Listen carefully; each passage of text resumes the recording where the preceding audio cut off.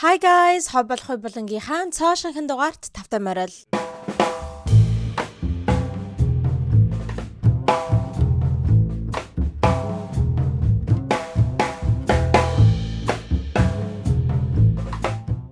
Манайхаа ингээд та бүхэндээ амлсан ёсороо Cardi B-ийн шинэ гарсан альбом болох Am I the Drama гэдэг альбом дээр нь ямар эмэгтэй rapper-ыг diss хийсэн бэ гэдэг бичлэгний 2 дугаар хэсгийг нь part 2 хүргэж байна. За тэгээд энэхүү бичлэг дээр болохоор хэдүүлээ ганцхан хүн дээр л төвлөрөх байгаа. Тэр нь болохоор Nicki Minaj, the Queen of Rap. Nicki Minaj дээр төвлөрнө. За тэгээд Cardi B энэхүү альбом дээрээ ганц 2 дуун дээрээ бас ингээд жоохон subtle shade-нүүдийг, diss-нүүдийг Nicki руу хийсэн байгаа. Зарим хүмүүс болохоор үгүй Nicki руу ямар ч тийм diss хийгээгүй гэж бодож байгаа хүмүүс байгаа. Зарим нь болохоор үгүй яг энэхүү одоо тийм мөрнүүд нь ч юм уу тийм энэ дуун дээр байгаа. Энэхүү мөрнүүд нь бол яалтчгүй айгүй тийм subtle маягаар, айгүй тийм сэмхэн sneaky маягаар ингэж shade хийсэн байна гэж ярьж байгаа хүмүүс ч бас байгаа. Тэгээд хэдүүл ямар ч зэн тэднэрийн тухай ярилцах болно. Түүнээс гадна манайхаа үүнийхээ дараагаар хідүүлээ нөгөө нэг аимшигт болсон Twitter battle-ийн тухай ярих болно. Энэ хоёр ч юм өөрөөсөө Twitter дээр алалцсан шүү дээ. Зүгээр л бөөн юм болсон. 2-3 хоногийн турш үргэлжилсэн. Бид хэдийн ойрын хэдэн жил хараагүй тийм аимшигтэй battle-ыг харсан. Гэхдээ энэ бол одоо rap battle гэж хэлж болохгүй. Rap battle ч юм болохоор одоо нэг одоо жишээ нь Drake, Kendrick Lamar хоёрын хийсэн зүйлийг одоо rap battle гэж байгаа. Тэгээ хоорондоо дуугаараа дисэлцдэг. Тэ нэгэн дуу гарангуут л өө би тэгвэл чам руу юм хийгээтэй гэл ингээл айгүй хурдан дуунууд гаргаад ингээд rap battle хийдэг. Энийг бол rap battle гэхгүй. Ягаад гэвэл энэ хоёр зүгээр л Twitter дээр баахан би лүг амар битсэн зүгээр л тэгэхээр хэрүүл нэг хоёр аваа шиг л хоорондоо хэрэлдэж байгаа юм шиг л тэгж хэрэлдсэн зүйл байгаа. Хүн тарган байж болно, таггаа байж болохгүй шүү яа. Юу гинэ? Хүн бүдүүн байж болно, бүдөөдөг байж болохгүй шүү за. Тэднийхэн дугаа хэдүүлээ ярилцах болно яад бол үнэхээр аимшигтай зүйл байсан. За түүнээс гадна манайхаа бичлэгийн яг төгсгөл хаваар юу ярих вэ гэхээр Nicki Minaj бүр ингээд ядуурч байгаа гинэ. Манайхаа үнэхээр broke болж байгаа айгүй их өр мөртэй гэсэн одоо бүр өөрийнхөө амьдардаг 20 сая долларынхаа үнэлгээтэй тэрхүү байшингаа хүртэл алдах дээр тулаад байгаа гэсэн. Тэгээд хэдүүлээ тэр тухайн ярилцах болно, окей. За эхлээд ямар ч сан хэдүүлээ Nicki руу хандаж хийсэн дуунуудын тухай эхлээд ярилцгаая. Та нар маань бол надтай санал нийлнэ байх гэж бодож байна. Гадаадад сурч ажиллаж амьдардаг монголчуудын маань хувьд хамгийн хэрэгтэй зүйлүүдийн нэг бол яалтчгүй Монгол руугаа маш амар хялбар аргаар нааш цааш мөнгө шилжүүлэх байдаг тийм үү. За тэгвэл та нартай дуулгах маш сайхан мэдээ байна. Монголын номер 1 финтек мөнгөн гуйлгын компани болох SendMN app-а бүрэн шинжилээд SendMN 3.0 хувилбараа гаргасан байна. Тэгээ шинэ хувилбар нь үнэхээр ойлгомжтой, хэрэглэхэд маш амар хялбар болсон байна лээ. Тэгээ бүр хамгийн гой зүйл ингээд гэх юм бол манайхаа одоо гадаадаас шууд ашиглах боломжтой болсон байна лээ шүү. За тэгээ үүгээр согсохгүй манайхаа SendMN-ийнхаа маань бэлэгтээ урамшуулал зарласан байна лээ. За тэгээ яадаг урамшуулал вэ гэхээр SendMN 3.0 app-аар гадаад шилжүүлэг хийгээд iPhone 17 Pro Max эсвэл Apple-ийн өөр гоё бэлгүүд за ер нь тэгээ нийт 150 гаруй гарын бэлгүүдээс нэгийг нь хожих боломжтой юм байна лээ. Тэгээ нэг шилжүүлэг хийнгүүд нэг урамшууллын ирэх орох юм байна лээ. Тэгэхээр илүү их олон шилжүүлэг хийх тусмаа урамшууллын эзэн болох боломж чинь илүү өснө гэсэн үг. Урамшуул нь 11 сарын 9-нд дуустал явагдах юм байна лээ. Харин хизээ ялгшин тодорхой гэхээр 11 сарын 10-ны өдөр SendMN-ийн Facebook-ээр лайваар нь тодорхой юм байна лээ шүү. За манайхаа SendMN аппликейшнийг ашиглаад хайртай засныхаа хүмүүст мөнгө явуулангаа иймэрхүү гоё урамшууллуудын бэлгүүдийн эзэн болох боломжтой юм байна. Тэгэхээр энэхүү урамшууллаа заавал оролцоорой. Таны мөнгөн гуйлга эндээс эхэлнэ. Шинжлэгдсэн SendMN. За эхний дуу болохоор Dead гэдэг дуу байгаа. За тэр Dead гэдэг дуун дээр нэг ийм хитэн мөр байдаг юм байна. Энийг бол яалтчгүй Nicki танцсан гэж бодож байгаа юм байна. Guess who drop 1,000 times and none of it's working гэдэг нь болохоор хин айгүй их олон дуунуудыг гаргаад байгаа мөртлөө тэр дуунууд нь ерөөсөө ингээд хит болохгүй байгаа вэ гэж байна. За тэгээд guess who doing shows for damn near free and pockets hurting гинэ. Тэр нь болохоор хин ингээд баг үнгүүгээр тоглолт хийгээд ерөөсө тэрнээсээ орлого олохгүй ингээд баг ингээд ядуурч байгаа вэ гэж хэлж байна. За энэ нь болохоор яагаад Nicki хандсан гэж хэлээд байгаа вэ гэхээр бас айгүй утга учиртай заяа. Nicki яг бас нэг хэдэн жилийн өмнө Megan Thee Stallion-тай баахан feud хийгээд diss дуу мөн тэр гаргаж ирсэн шүү дээ. Тэр дуу нь болохоор Bigfoot гэдэг нартай дуу байсан те. За тэр Bigfoot гэдэг дуун дээрээ Nicki Ken Barbie гэдэг хүнийг бас shade хийдэг байгаа. За Ken Barbie нь хийм бэ гэхээр blogger, яг л иймэрхүү gossip те, entertainment industry, music industry иймэрхүү gossip ингэж бичдэг blogger хүн байгаа хгүй юу. За тэгээд тэр залуу руу Nicki ингээд shade хийсэн байгаа юм. За тэгсэн чинь Ken Barbie уурандаа тэрийг сонсчод уурандаа Nicki Minaj-ын тухай айгүй их тийм одоо dirty гэнтэй бохир зүйлүүдийг ингэж илчилж гаргаж тавьсан байгаа байхгүй юу. Тэр нь юу байсан бэ гэхээр Nicki бүр ингээд үнэхээр ядуураад ингээд айгүй өрөнд ороод яагаад гэвэл өөрийнх нь нөгөө нэг найз залуу тухайн үед болохоор найз залуу байсан санагдаж байна. Арай гэрэлж амжааг байсан байх. Ямар ч сан Kenneth Perry гэдэг одоогийнх нь нөхөр тэр залуунуудаа бүр ингээд Nicki-гийн айгүй хүмүүнгээ ингэж хэрэгэлдэг айгүй их ингээд одоо юугүйгээр бүр зөвшөөрлгүйгээр айгүй их ингэж Nicki-г юу н ашигладаг ухааны юм яриад тийм учраас баг тэрнээс болоод Nicki ингээд ядуураад айгүй их ингээд өрөнд ороод одоо тэгээд хийгээд явж байгаа tour нь тэр аялын тоглолт нь болохоор өөрөө тэрнээс ерөөсөө ашиг олохгүй байгаа. Ягаад гэвэл одоо тэр нь collateral маягаар ингэж хийж байгаа тоглолт гэж байгаа байхгүй аялын тоглолт. Тэгэхээр одоо тэрнээс олсон орлогоо өрөө дарах маягаар одоо тэр лейблдээ мөнгө өгөх ч байдаг юм уу, recording studio-д мөнгө өгөх ч байдаг юм уу те. Тэр бүр ингээд өрөнд орчихсон болохоор тэр нь нэхэгдээд тэгэд ингээд үнэгүй баг ингэж тур хийж өгж байгаа. Өөрөө эндээс ямар ч хашааг орлого орохгүй байгаа гэсэн зүйлийг Ken Barbie ингэж дэлгэж тавьсан байгаа. Тэгээд тавихтаа зүгээр ингээд хэлчихгүй бүр ингээд баримт нотлохоотойгоор тавьсан байгаа байхгүй. Бүр ингээд court documents-уудыг тавьсан байгаа юм. Шүүхийн одоо бичиг баримтуудыг те ингээд яг үнэхээр хин Nicki ийм өрөнд орсон инээ тэрээгээд тэ санхүүгийн айгуух тийм financial hardshipтэй байгаа энэ төр гэдгээ харуулсан тийм court documents-уудыг хүртэл ингэж гаргаж тавьсан байгаа байхгүй юу. За тэгээд ийм зүйл болж исэн. Тийм болохоор Cardi яг ингэж хэлж байгаа байхгүй те ингээд хин ингээд үнгүүгээр тоглолт хийгээд одоо баг ядуураад байгаа вэ гэж хэлж байгаа юм. За тэгээд цаашлаад guess who make sure that she play nice when we in person. Хин ингээд яг нүрөө тулаад уулзхалаарэ айгу сайхан ааш ингээд гаргаад ийлдэг байдаг вэ гэж хэлж байгаа юм. За энэ нь болохоор ер нь Cardi энэ хоо дандаа ярьдаг байсан. Яг хамгийн одоо том жишээ гэх юм бол Harper's Bazaar гэх тэрхүү ивент дээр болсон нэг айгу том хэрэг байгаа шүү дээ. Би нэг бас Cardi Nicki хоёрын тухай feud-ийн тухай тайлбарлаж иржсэн. Бараг 2 цаг амжилтлаг байсан тэр бичлэг дээр ярьжсэн байгаа.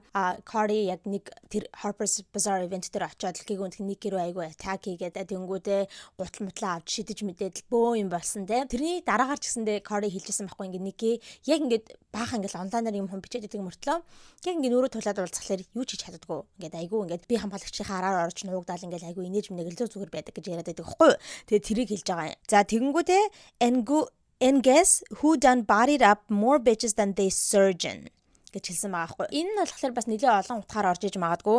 Одоо мис заслын гой сахныхаа мис заслчаас ч илүүгээр зөндөө олон өлгчнгүүдийг ингэж одоо bodied up буюу одоо янзлсан бэ энэ төр гэж хэлэх гээд байгаа байхгүй. Тэр нь бол юу гэж хэлэх гээд байгаа байж магадгүй бэ гэхлээр одоо зөндөө олон эмэгтэйчүүдийг одоо ингэж үгүй хийсэн гэж хэлэх гээд байгаа юм шиг байгаа хгүй. Одоо Nicki чинь дандаа ингээл яг ийм залуу гарч ирж байгаа эмэгтэй rapper-ууд айгүйх дайрч давшилдаг штэ тэ үгүй их гээл тэгэл тэр маягаар нь ингэж хэлж байгаа байж магадгүй. Одоо чиний бараг гой сахны мис асалч чинь ч арайч тэгэж ийм олон эмэгтэйчүүд үгүй хийдэг байх гэсэн утгаар ингэж хэлж байгаа.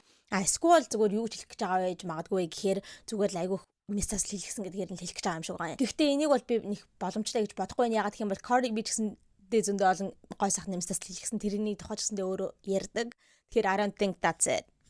But maybe. За түүнээс гадна бас ийм мөр байдаг. Those bitches are still mad about the Grammy гэдэг багхгүй юу? Тэр нь болохоор тэр өлгчнгүүд still одоо хүртэл ингээд Grammy-гийн талаар яриад ууралсан хэвээрэл байдаг гэж байгаа байхгүй. За энэ нь болохоор үнэхээр Nicki-гийн тухай байж магадгүй. Ягаад гэх юм бол Nicki Minaj одоо хүртэл Grammy ерөөсөө аваагүй байгаа. Тэрийг та бүхэн маань сайн мэдж байгаа. Тэгээ Nicki-ийн талаар ч гэсэндээ дандаа ярьдаг. Grammy голстой жинхэнэ луурын инээ тэрэг гэлтэй ингээд дандаа ингээд хахуулаар те луураар ингээд хүмүүст юм өгдөг. Яг үнэхээр deserving хүмүүст нь өгдөггүй энэ төр гэл зөндөө ярьдаг. Тэгээ Grammy-тэй бол ингээд жоохон асуудалтай байдаг шүү дээ те Nicki Minaj. Тэгээ Nicki Minaj ганцхан удаа Grammy дээр perform хийжсэн. 2018 он байлоо. Юмс нэг л удаа perform хийжсэн маа. Тэрнээс хойш дахиж өргөдөж perform энэ төр чигээгүй. Тэгээ тэр тухайн ярихтаа болохоор хүмүүс ингэж ярьдаг юм байна лээ. Grammy хин Nicki Minaj тэр өөрийнхөө Grammy-гийн performance дээр exorcism-ыг харуулахыг хүссэн байна лээ л дээ. Exorcism гэдэг чинь одоо та нар мэдчихэж байгаа бахтаа одоо тийм кино энэ төр ч гэсэндээ байдаг шүү дээ. Ингээл чөтгөр хүний биед орчингууд ингээд priest номлогч энэ төр хурж ирээд л та бөө юм болол тэр чөтгөрийг нь биенээс нь гарах гал амар юм хийдэг шүү дээ. Тэрийг хэлээд байгаа. Тэгээ тийм юмыг харуулах гад өөрийнхөө performance-аараа тэгсэн чинь Grammy наадах чинь болохгүй ээ. Арайч энэ юм хийж болохгүй гэд хэлсэн чинь Nicki Minaj бүр зөрсөөр гад хийсэн гэсэн. За тэрний дараагаар болохоор ингээд Grammy-гийн Grammy-ч тэр Nicki Minaj тэр Catholic churches одоо сүмэс амар их одоо backlash авсан. Тэгээд Америкч юм бол угаасаа Catholic улс шүү дээ ингээд Christian улстай. Тийм болохоор ингээд сүм өмнөдөө бас захирагдсан шүү дээ. Сүмэс айгүй их тиймэрхүү backlash аваад айгүй их тийм шүүмжлэл авсан болохоор тэгээд тэрнээс хойш Grammy-гийнхэн Nicki Minaj-ыг дахиж perform хийхийг ураагүй гэж ярьдаг юм байна лээ. За тэгээд тэр тухай ярьж байгаа байхгүй. Cardi бол ингээд Grammy авч ирсэн шүү дээ. Grammy ингэж ялж исэн. Харин Nicki одоо хүртэл Grammy энэ авч байгааг болохоор ингээд тийм одоо хүртэл ингээд Grammy-гийн тухай ярьж уурлаад байгаа вэ гэж одоо Nicki танд хэлж байгаа юм шиг байгаа юм. За, Dead гэдэг дундаар нь бол иймэрхүү Nicki-д зориулагдсан байж магадгүй мөрнүүд байдаг юм байна. За, дараагийнхандаа болохоор Imaginary Players гэдэг одоо энэхүү альбомных нь lead single байгаа. За, тэгээд Imaginary Players дээр болохоор ямар мөрнүүдийг Nicki-д хандаж хэлсэн байж магадгүй вэ гэхлээр ийм мөр байна. You bitches don't even know the difference between vintage and archive гэж хэлсэн байгаа хгүй. За тэр нь болохоор юу гэж ингэхээр та муусаа өлөгчрөнгүүд бол тэ ингээд vintage болон archive гэдэг хоёр зүйлийн яг ялгаа нь юу вэ гэдгийг ч мэддэггүй үстэй гэж хэлж байгаа юм. За энэ нь болохоор одоо high fashion luxury fashion-д тухай яриад байгаа байхгүй. Иймэрхүү одоо luxury brand-ууд дээр vintage гэж ярьдаг те. Эсвэл ингээд archive гэж ярьдаг. Тэр нь бол өөр зүйлийн гинэ. Би бол үнэхээр мэддэггүй байсан. Тэгэхээр Cardi бас намайг call out хийж гин. Би бол тэр өлөгчнгүүдийнх нь нэг юм байна. Ялгааг нь мэддэггүй. Одоо л мэдэж авч байгаа байхгүй. Юу гэсэн чинь vintage гэдэг нь болохоор яг ингээд олон жилийн өмнө гарч исэн зүйлийг одоо яг тэр он цаг хугацааныхаа хувьд одоо хуучин зүйлийг хэлж байгаа юм байна. Одоо тэгэхээр 1995 онд гарч исэн Chanel-ийн цүнхч гэх юм уу тэр нь болохоор vintage болчихж байгаа юм байна. Харин archive гэдэг нь болохоор заавал тийм уул нь archive гингүүд адилхан сонсогдож байгаа хуучны юм шигтэй архивлагдсан. Гэхдээ archive-ны одоо хувьд болохоор заавал тийм олон жилийн өмнө гарч исэн байх шаардлагатай биш. Он жилийн бол нэг тийм хамааралтай биш. Одоо урд нь гарахтаа яг тийм special edition болж гарч исэн ч юм уу те бүр ингээ once in a blue moon тиймэрхүү дизайнууд ч юм уу те дахиж хизээж гарч ирэхгүй яг ганцхан удаа гарч ирэх тийм загвар ч юм уу те тэрийг болохоор archive гэдэг юм байна. Archive piece.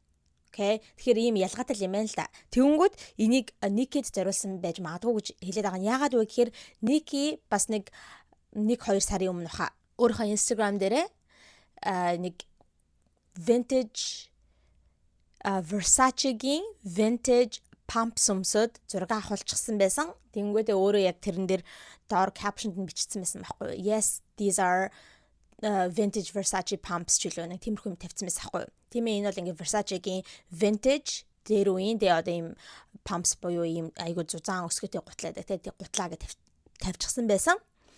За тэгэнгүүт хүмүүс бол энийг үнэхээр л хинд хандаж хэлж байгаа юм байна гэж боддог байгаа байхгүй. Одоо Cardi Nicki-д хандаж хэлж гин. Наадах ч юм бол одоо бараг тэ vintage биш наадах ч archive piece тэ энэ ялгааг нь ч мэдэхгүй байж гэсэн маягаар ингэж хэлж байгаа байж магадгүй гэж бодоод байгаа юм.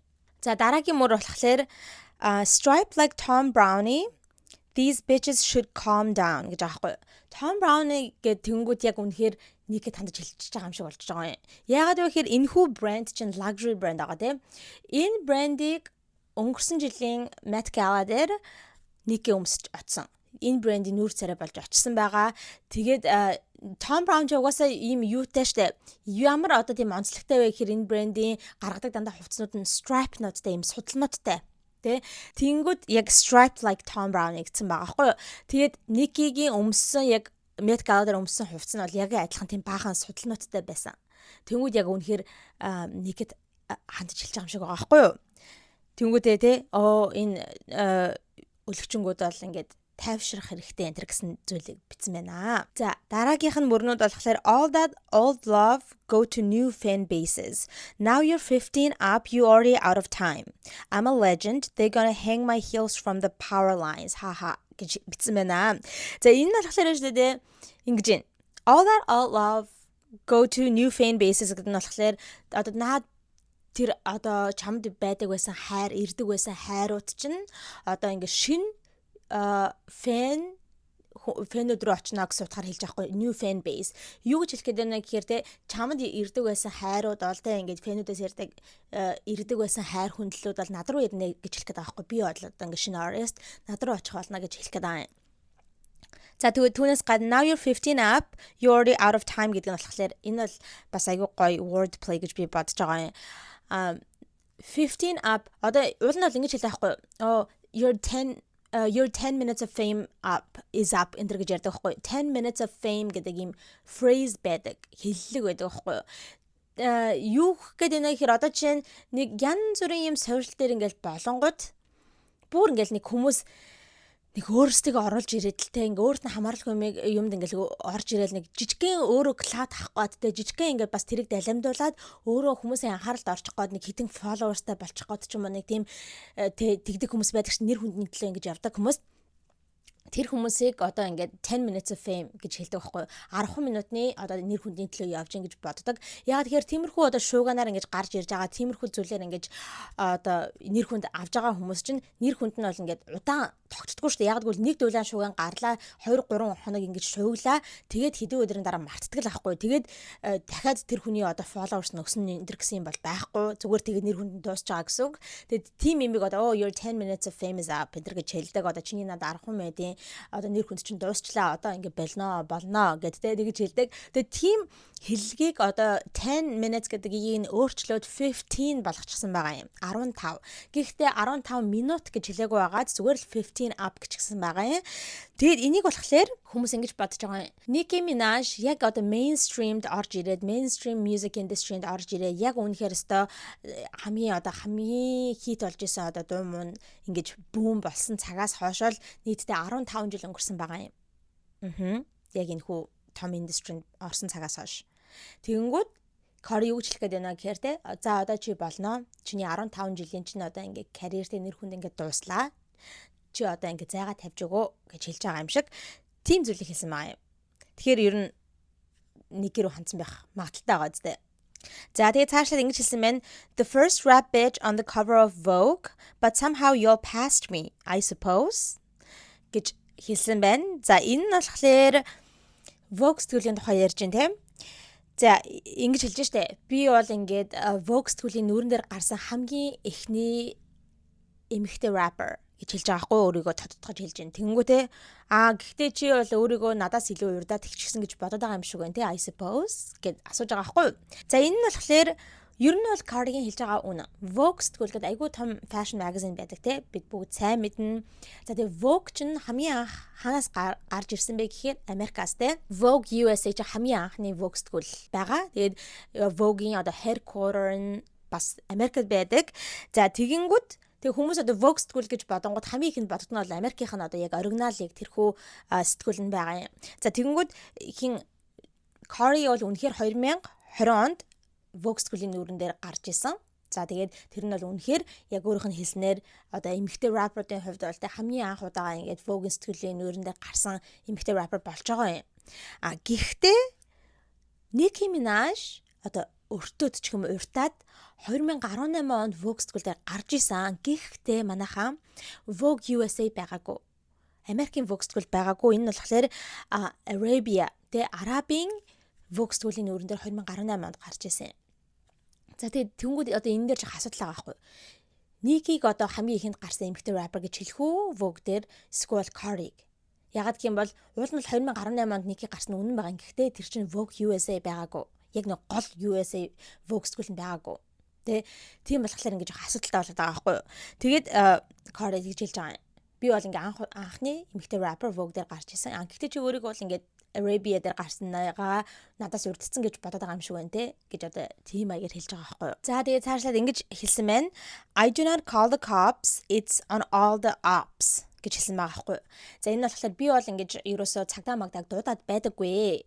Энэ бол зүгээр миний хэлж байгаа одоо миний дайснуудын хэлж байгаа зүйл юм а гэж хэлээд байгаа байхгүй. Ops гэдэг чинь дайснууд гэсэн үг тийм. Энэ нь юуны тухай яриад байна гэхээр 2023 онд Kenneth Perry болон Offset хоёрын дунд басан зүйлийн тухай яриад байгаа юм. За би энэ тухай бас тэр Cardi, Nicki хоёрын feud-ний бичлэгтэр ярьж исэн. Kenneth Perry чинь бол одоо Nicki Minaj-ийн нөхөр нь тийм. Энэ залуу чинь одоо хүчин хийж исэн. Тэгээд бүр баримтчлагтаа шоронд ороод гарч ирээд одоо paroled байгаа байхгүй. Parole гэдэг чинь хэдийгээр гараад ирчихсэн шоронгоос гараад ирчихсэн ч гэсэндээ заавал одоо юм гэмт хэрэгтэнгүүд чинь одоо сар болгон parole officer-тайгаа очиж уулздаг. Тэгээ очиж уулзаад би өстө сайн иргэн байгаа, ямар нэгэн гэмт хэрэг хийхгүй байгаа, ямар нэгэн хар тамхи энэ хэрэглэхгүй байгаа, мансууруулах байц хэрэглэхгүй байгаа, айгуу сайн хүмүүжсэн иргэн байгаа гэдэг ингэж дандаа баталж явах хэвээр. Тэгээд тийм parole-ийн үеэр янз бүрийн тийм гэмт хэргийн холбогдолтой зүйлүүдийг яаж чийж болохгүй. За тэгсэн чинь Kenneth Perry нэг удаа Offset-ийг лайв хийж ахт нь ингээл өстой амар сүрдүүлээд л тэ өстой би чамайг өстой холоод очоод өстой алан өстой зодон модон гэл амар юм хэлжсэн аа. Яг Offset-ийн хаана байсан буудлыг нь олж мэдээд яваад очисан байгаа нэг хоёр хүмүүстэй. За тэгэнгүүт яг тэр үед нь цагдаа нар хүрээд ирсэн. Цагдаа нар хурж ирээд одоо хэнийг Kenneth-ийн ийм асуудал үүсгэсэн байна. Parole дээр байж ийм асуудал үүсгэсэн байна ингээд баривчлаад house arrest-д оруулсан байгаа юм. House arrest гэдэг нь яг шоронд орж ингэж баривчлагдахгүй суухгүй ч гэсэндээ те гэртээ ингээд ankle monitor зүгээд гэртээ суугаад байдаг штэ. Одоо хөлнийхөө шагаандаа нэг monitor зүчээл ингээд гэртээ баривчилгаанд байгаад байдаг те. Тийм зүйлийг хийжсэн. Тэгэнгүүт энэ цагаас хойш ингээл Nikki Kenneth Perry хоёулаа яриад байхгүй ёо Corey Offset хоёр өстө бүр ингээд цагдаа дуудсан цагдаа дуудаж баривчлуулсан энэ гэл боо юм яриад байдаг. Тэгвэл Corey Offset хоёр бол дандаа тэрний эсрэг байдаг. Хизээж бит хоёр цагдаа дуудаагүй. Бид нар бол тийм юм хийдэг хүмүүс биш ээ. Би тийм тэнийг юм хийхгүй гэдэг Offset дандаа ярьдаг. Энэ болохоор хэрэг та нар миний хийжсэн Young Tag-ийн тухай хийжсэн бичлэгийг үзчихсэн бол мэдэх бах. Одоо иймэрхүү gang culture гэж байгаад байгаа шүү дээ. Гудамжны гэнгүүдтэй гэмт хэргийн бүлэглэлүүд иймэрхүү зүйлүүд байгаад байдаг. Тэгээд энэ гэмт хэргийн бүлэглэлүүд чинь ингээд бас ингээд өөр бүлэглэлүүд байдаг болохоор би бинтэйгээ дайсагналцалдаг.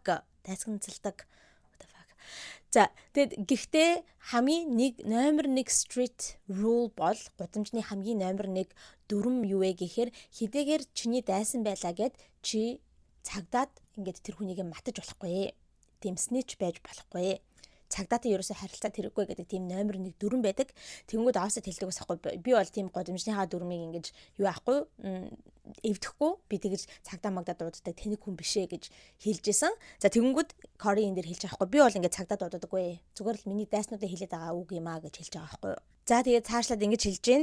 They online, they talking crazy, nurse, she escaped again гэж байгаа хгүй.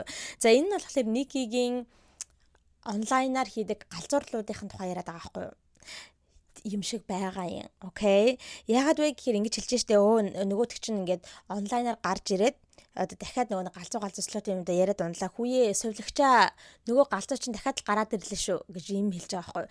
Тэгээ энэ hey nurse she escaped again юм уу she's out again гэдэг одоо phrase хэллэг чинь Nicki Minaj-ийн иймэрхүү галзууслуудын лайвуудын доор бичигддэг өгнүүд хүмүүс ингэж комент бичдэг. Ягаад гэхээр Nikki чинь ингээ from time to time те заримдаа ингээл хаяа гарч ирээд лайв хийгээл амар сонсон юм хийгээл яг л галцсан юм шиг айгу сонсон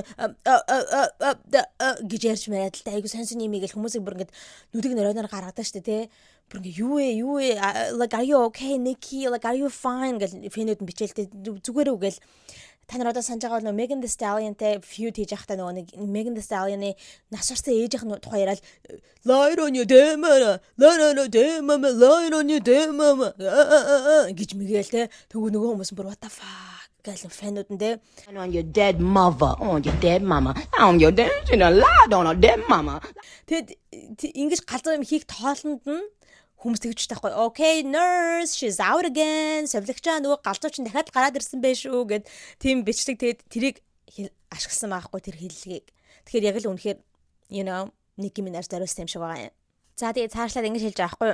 Don't play with me, keep playing with your nostrils. За энэ нь болохоор үнэхээр яг л Nicki зориулсан юм шиг байгаа юм. Юу гэж хэлж байгаа юм гэхээр надтай битгий тоглоод тэгээ надаар битгий оролдоод зүгээр наа өөрийнхөө nostrils буюу өөрийнхөө хамраараа л тоглоо хамраараа л оролдоо гэж байгаа байхгүй. Ягаад энэ одоо Nicki зориулсан байж магадгүй гэхээр Nicki чинь ер нь ойрын жилүүдэд яг л үнэхээр одоо мансууруулах бод айгүй хэрэглээд байгаа юм шиг ашлаад байгаа шүү дээ. Live мав дээр гарч ирэл тэгэл тиймэрхүү blind item-нууд ч гэсэндээ айгүйх явж байгаа Nicki ингээл айгүйх мансууруулах бодзыг амар хэрэглэдэг энэ төр гэл те. За тэгэнгүүт одоо cocaine одоо чинь тэрхүү мансууруулах байцыг яаж хэрэгэлдэг вэ? Nostril буюу одоо хамраараа ингэж snort хийж ингэж одоо сорж хэрэгэлдэг байгаа. Тэнгүүд хэлж байгаа байхгүй. Битгий надаараа оролдоо зүгээр чи над cocaine л хэрэглээд байж гэсэн утгаар хэлж байгаа юм аа. За манайха иймэрхүү одоо хоёр дуун дээр ийм сарал sneaky диснүүдийг оруулсан байна. Nicki Minaj-ийн тухай.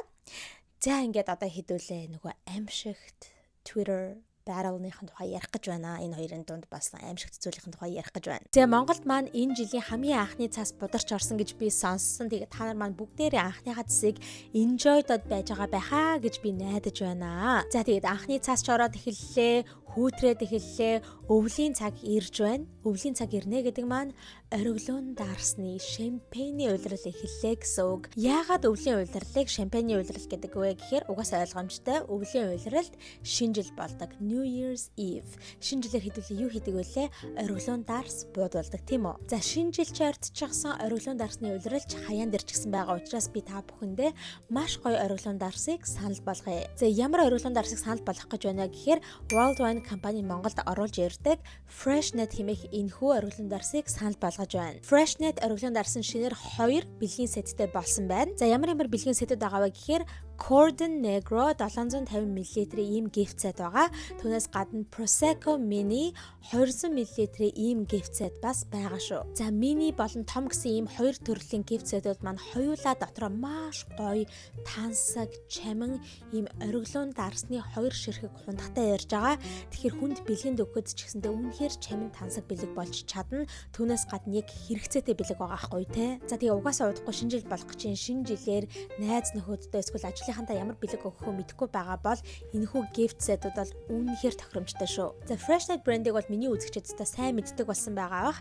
Freshnet нь Испани улсын ийм ориглон дарс байгаа. За тэгээд ориглон дарсныхаа кава төрөл дотроо номер 1-т ордог. Жилд дунджаар 100 сая зарагддаг ийм тооцоотой байдаг. Freshnet ориглон дарсууд нь бүгд vegan, түүгээрч барахгүй alcohol free ориглон дарс хүртэл байдаг шүү. За та нар маань тэгээд Freshnet-ийг ханаас авах вэ гэхээр World Wine Cigmen гэж ороод онлайнаар захиалгаа өгөөд хүссэн газараа хүргүүлээд авах боломжтой. Эсвэл бол World Wine дэлгүүрийн бүх салбаруудаар очоод худалдаа авалтаа хийх боломжтой. Түүгээрч барахгүй том сүлжээдлгүүрүүдээр ч гэсэндээ Freshnet худалдаалагдаж байгаа шүү. Freshnet, cheers to life. За энэ хизээ эхэлсэн бэ гэхээр 9 сарын 29-ний өдөр эхэлсэн юм аа манайхаа. Am I the Drama гэдэг альбом гараад тун удаагүй ахтал ингэж эхэлсэн драма байгаа. Энэ бол ёстой жинхэнэ уул нь бол unprovoked заяа. Nicki Minaj өөрөө эхлүүлсэн. Cardi бол ерөөсөө тийм янз бүрийн ингээд Nicki рүү хандсан юм хилээгүй, юу ч яриаггүй ингээд мөрөөрөө мөөмөө унжуулад тэг ингээд өөрийнхөө альбом энтриг промот хийгээ байжлаа. Тийм ч учраас ингээд Cardi айгүйх тиймэрхүү зүйлүүдийг пост хийжсэн, юу хийжсэн бэ гэхээр өөрийнх нь альбомыг ингэж өстө мундаг альбом болсон байна. Тим рекордыг хийвцсэн байна. Ингэсэн байна, тэгсэн байна. Тэдэн хувь зарагдсан байна гэл нэг тиймэрхүү мэдээлэлүүд байдаг шүү дээ, тэ. Тиймэрхүү мэдээллүүдийг өөрөө ингэж пост хийгээдсэн байхгүй юу?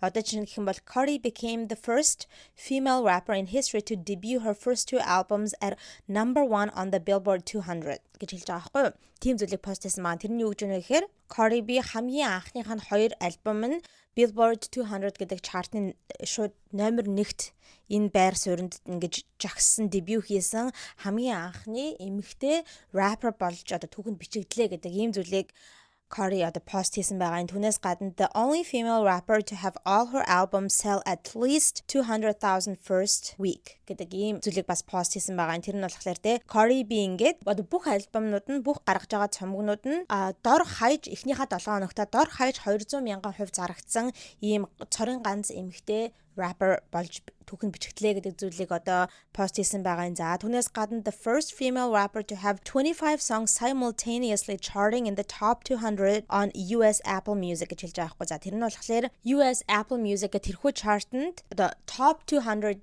US Apple Music буюу Америкийн Apple Music-ийн одоо хамгийн шилдэг 200 дуу гэсэн тэрхүү чартанд 25 дуун зэрэг ингэж жагсан хамгийн анхны эмэгтэй rapper боллоо гэсэн иймэрхүү одоо өөрийнхөө accomplishment-уудыг харуулсан, амжилтуудыг харуулсан ийм зүйлүүдийг ингэж Cardi пост хийгээдсэн. За тэгэнгүүт л Nicki тэрэнд таалагдаагүй юм шиг байгаа юм аа манайхаа. Окей. Ингээд тэр нь л одоо уураг нь хүргэсэн юм шиг байгаа юм.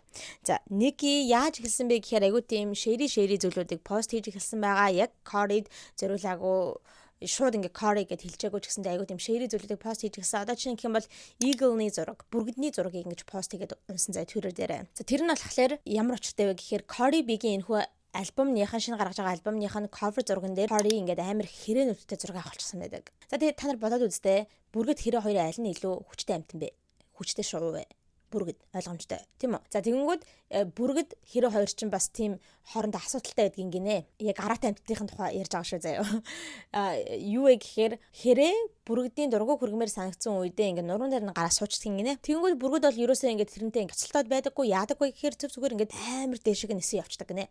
Тэгэнгүүт нэлийн өндөрт гараад ирэнгүүт хэрээний очиж чадхааргүй нисэж чадхааргүй тийм өндөрлөгт очиждаг гинэ. Тэнгүүд ч хэрэг чинь балраад ингээд ундаг мундаг гэж ярьж байгаа байхгүй юу? Тийм юм байдгийн байна. За тэгэнгүүт одоо бараг л Ники чи бол хэрэг тэ би бол бүргэд гэсэн маягаар ийм одоо бүргэдний зургнуудыг твит хийж гисэн байгаа юм.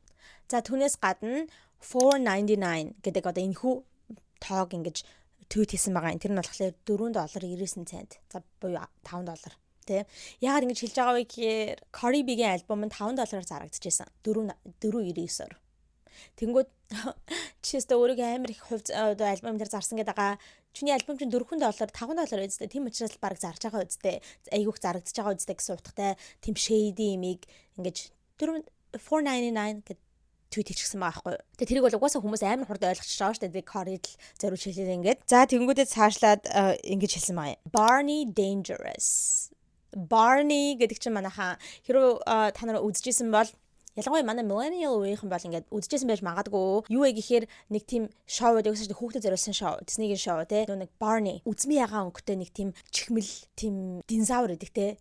Тэгээ тэрэнд чинь нөгөө хин энэ төр тоглож байсан. Selena Gomez тоглож байсан, Demi Lovato тоглож байсан. Тэр хоёр чинь энэ шоунаас гарч ирж ингэж алдартай болж байсан. Жохон бахта тоглож байсан. Тэр Barney гэдэг аахгүй динозаврыг. Тэнгүүд Barney Dangerous гэдэг одоо Cardi B-г Barney гэж хэлэх гээд байгаа байхгүй юу? За тэгсэн чинь Cardi B угаасаа ойлгочих шүү дээ. Эднийг бол өөртөө зориулж хэлээд байгаа мэнэ гэдгийг ойлгочих шаа. Тэнгүүдээ гэлс хариу битсэн байхгүй юу? Юу гэсэн бэ гэхээр Cocaine Barbie.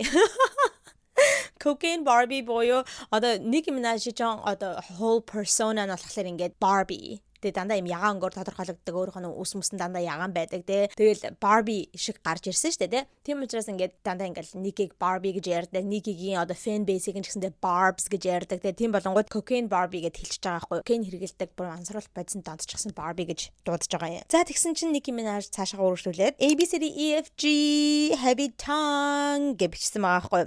За энэ ABCDEFG гэдэг нь бол үнэхээр direct attack байгаа юм. Хинлөө Cardi лөө. Ягаад вэ гэхээр Cardi-гийн Magnet гэдэг одоо энэхүү яг альбом дээр нь орсон Magnet гэдэг дуун дээр тийм мөр байдаг. ABCDEFG these bitches can't fuck with me гэдэг нь тийм мөр байдаг. ABCDEFG these bitches can't fuck with me. Би нэр тэр Magnet гэдэг дууны тухай та бүхэндээ өмнөх part 1 дээр ярьсан байгаа. Тэр дуун дээр бас ингэ зөндөө олон хүмүүс рүү shade хийсэн өөр эмэгтэй rapper руу те. За тэгэнгүүт яг тэр дуун дээр нь орсон мөрийг ABCDEFG гэдэг мөрийг нь оруулж байгаа байхгүй. Ингэ tweet-эн дээрээ тэгэнгүүт угаасаа ойлгомжтой Cardi зориулсан байгаа юм. За тэгэнгүүтээ цаашлаа дахиад Nicki бичжээ. ABCDEFG surgery to look like me.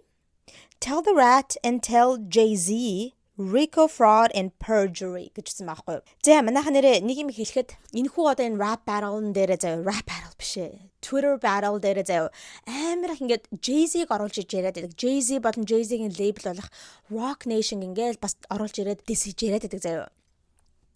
Яг яагаад юм ойлгохгүй байгаа.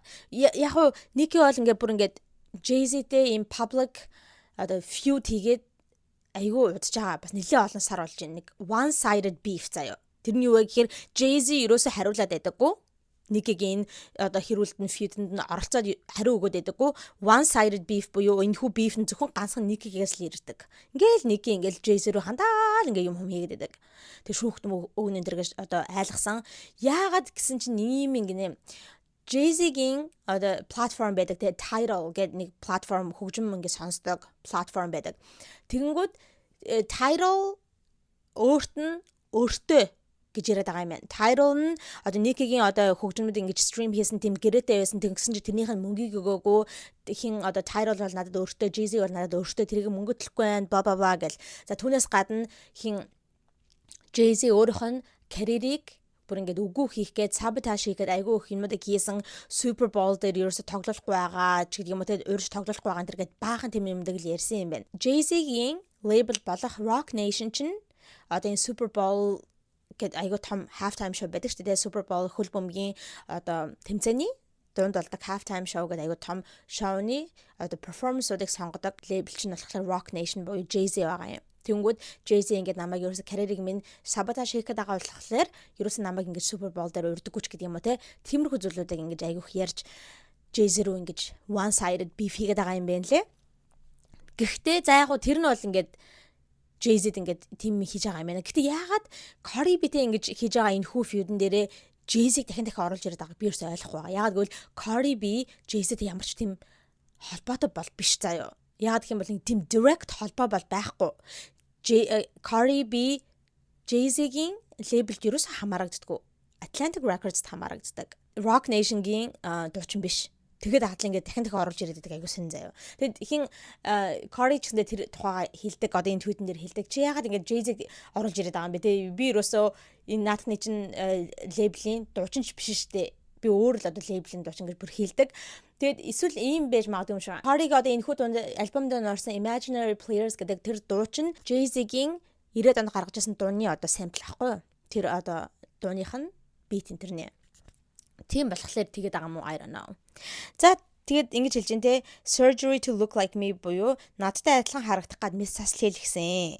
За тэнгүүдээ над харахнуудтай хэлээрээ бас над Jay-Z-тэй хэлээрээ луур те ингээд Rico гэд racketeer ингээд хуйлдааны луурын гимт хэргийн бүлэглэл энэ төр гэсэн зүйлүүдийг хэлж байгаа юм байна. За цаашлаад ABCDEFG pregnant play with his pussy гинэ. За тэнгүүдээ те жирэмсэн дахиад жирэмсэн. Зүгээр над эрэгтэйгийнхаа өөрийнхөө эрэгтэйгийнхаа pussy буюу доодох одоо үтрэгээр нь оролт гэж байгаа байхгүй юу? Pussy гэдэг чинь бол те эмэгтэй хүний бэлэг эрэгтэн хэлдэг. Тэнгүүд тэр эрэгтэйгийнхаа pussy-гээр нь оролт гэж хэлж байгаа байхгүй юу? Яагаад ингэж хэлж байгаа юм гэхээр Stefan Diggs-ийг би яга өнгөрсөн бичлэг дээр ярьсан те өнгөрсөн part 1 дээр ярьсан. Stefan Diggs-ийг нэг залуу гарч ирээд Stefan Diggs намайг ингэж хүчрхийлэх гэж оролцсон те ингээд намайг оролцсон гэдэг нэг залуу яриадсан штэ. Тэгэхээр одоо ер нь жоохон гей гэсэн одоо юмыг ярьж байгаа байхгүй дэжил хүснэ гэд тэнгүүд чи наад эрэгтэйгийнхаа өөрийнхөө Stefan Diggs хүүхдийнхаа эцгийнхаа pussy-гээр нь оролт очихсан маягтай зүйл ингэж хэлж байгаа байхгүй юу. За тэгээ цаашлаад ABCDEFG Lyron said mom was Trini гинэ. Cardi гэлтэй ингээд худлаа яриад ээжигээ Trini-раа гаралтай гэж хэлсэн гэж хэлээд байгаа. Cardi ч дандаа тэгж хэлдэг штэ манай ээж бол ингээд Trini-раа гаралтай гэж тэнгүүд нэг тэрийг нь худлаа ярьж ингэж хэлээд байгаа юм байна. За тэгээ цаашлаад ABCDEFG he don't wanna dig my big pussy. Тэр гингүүд одоо хэнийг хэлж байгаа I don't know. Okay. Нэг эргэтэйг л яриад байгаа байхгүй. Тэнгүүд тэр одоо миний том одоо pussy-г ингэж ухаж чадахгүй ухахыг хүсэхгүй байгаа гэсэн нэг тийм юм битсэн байгаа. I don't know. Заримдаа ингээ хин Cardi-гийн tweet-нүүд болохоор манай амар тийм ойлгомжтой ингээ те яг юуны тухай яриад байгаа. Яг ягаад бол хариу өгöd байгаа байхгүй юу? Хин нэгэгийн болохоор ингээ айгу сонин зарим нь ингээ айгу гайгүй утгатай явж ирсэн. Заримдаа юм утгагүй айгу хинт хэлээд байгаа нь ойлгохдохгүй юм бичиж явчихдаг заяа. Ийм зүйлийг бичсэн байна. За тэнгүүтээ Cardi хариу өгжээ. Damn, she was streaming Magnet hard as hell, huh? Гэсэн байгаа байхгүй юу? Түрүү хэлсэн дуу шүү дээ Magnet гэд тэр дуун дээр ABCDEFG гэж хэлдэг. Тэнгүүд ингэж хэлж чадахгүй ёо. Энэ Niki бол өстой бүр миний Magnet гэдэг дууг өстой амар их сонссон юм шиг байна те хаа гэж хэлж байна. За тэгээ цаашлаад Niki бичиж байна. ABCDEFG jump out the plane гинэ. Зүгээр над онгоцноосоо үсрээ гэж хэлж байна. За oh my god, this is so funny. Cardi нэг зургийг tweet хийсэн байгаа. За тэр нь болохоор хиний Cardi B-гийн ахынх нь mug shot байгаа хгүй. Mug shot гэдэг чинь яг хүмүүс ингээд баривчлагдаад шорон руугаа орохоос өмнө ингээд цагдаагийн газар хавуулдаг зургийг mug shot гэдэг те. За хиний Nicki Minaj-ийн ахынх нь mug shot байгаа. Тэрэн дээр ах дээр нь ингээд ягаан өнгийн парикийг ингээд өмсөлчихсэн. Photoshop-аар ингээд зүйлчихсэн байгаа хгүй. Тийм зургийг ингэж пост хийсэн байгаа. Ер нь ах руу жоохон ингэж shade хийж байгаа гэсэн үг. Яг тэгвэл Nicki Minaj-ийн ах чинь шоронд байгаа. Бүр амар хэрэгнээс болоо тэгээ өөрийнхөө step daughter буюу өөрийнхөө одоо эхнэрийнхаа дагвар охиныг хүчинцэн, жоохон охиныг хүчинцэн гэдэг одоо хэрэгээрээ шоронд байгаа. Тэнгүү тэрийг нь одоо ингэж бас shade хийж байгаа юм шиг байна. За тэгснэ Cardi B ингэж бичсэн байгаа юм аа. Now, because I was really baking ribs and making blondie brownies, and here come this bitch bothering me on a damn Monday. Гэжсэн маахгүй. Тэнгүүтээ ингээ хавирганы зураг оруулчихсан байгаа. Barbecue хийжсэн юм шиг байгаа. Гэртээ barbecue гэж мах зах шараалтай хавирга амирах шараал ингээл юм хоол хийжсэн гинэ. Тэгээд хэлж байгаа байхгүй юу. Ёо би инста гэртээ сайхан ингээд тэ baking ribs ингээ хавирга амирах чанаад тэгээ гоё ингээ dessert-тэй brownie энэ хийгээд bake хийгээд байжсэн чи энэ үлгчин чи өстө намайг уур хүргээ хайчихлаа те ингээд даваа гарагттай Monday ингэж миний уурыг хүргээ хайчихлаа гэсэн утгатай зүйлийг бичсэн байна лээ. За тэгсэн чинь Nicki Minaj цаашаа үргэлжлүүлээд ABCDEFG falling off the charts with a big belly, running trains, barefoot, still smelly, still you could not outsell me гэж бичсэн байна. За тэр нь болохоор том гизтэйгээ том гүзэтэйгээ ингээд чартнаасаа унжина. Тэгээ чиний одоо над шинэ гарсан альбом чинь дуунд чи ингээд чартнаас аль үлж унаад эхэлсэн байна гэж хэлж байна. За тэгвэл running trains гэдэг чинь болохоор ийм утгаар орж иж магадгүй. Running trains нэр гэхээр айгүй олон хүмүүст унтж байгаа хүнийг хэлээд байгаа байхгүй. Running trains ингээл амар ингээл сэлгээл өөр хүмүүст унтаал ингээл яваад байгааг хэлж байгаа. Тэнгүүтээ barefoot still smelly.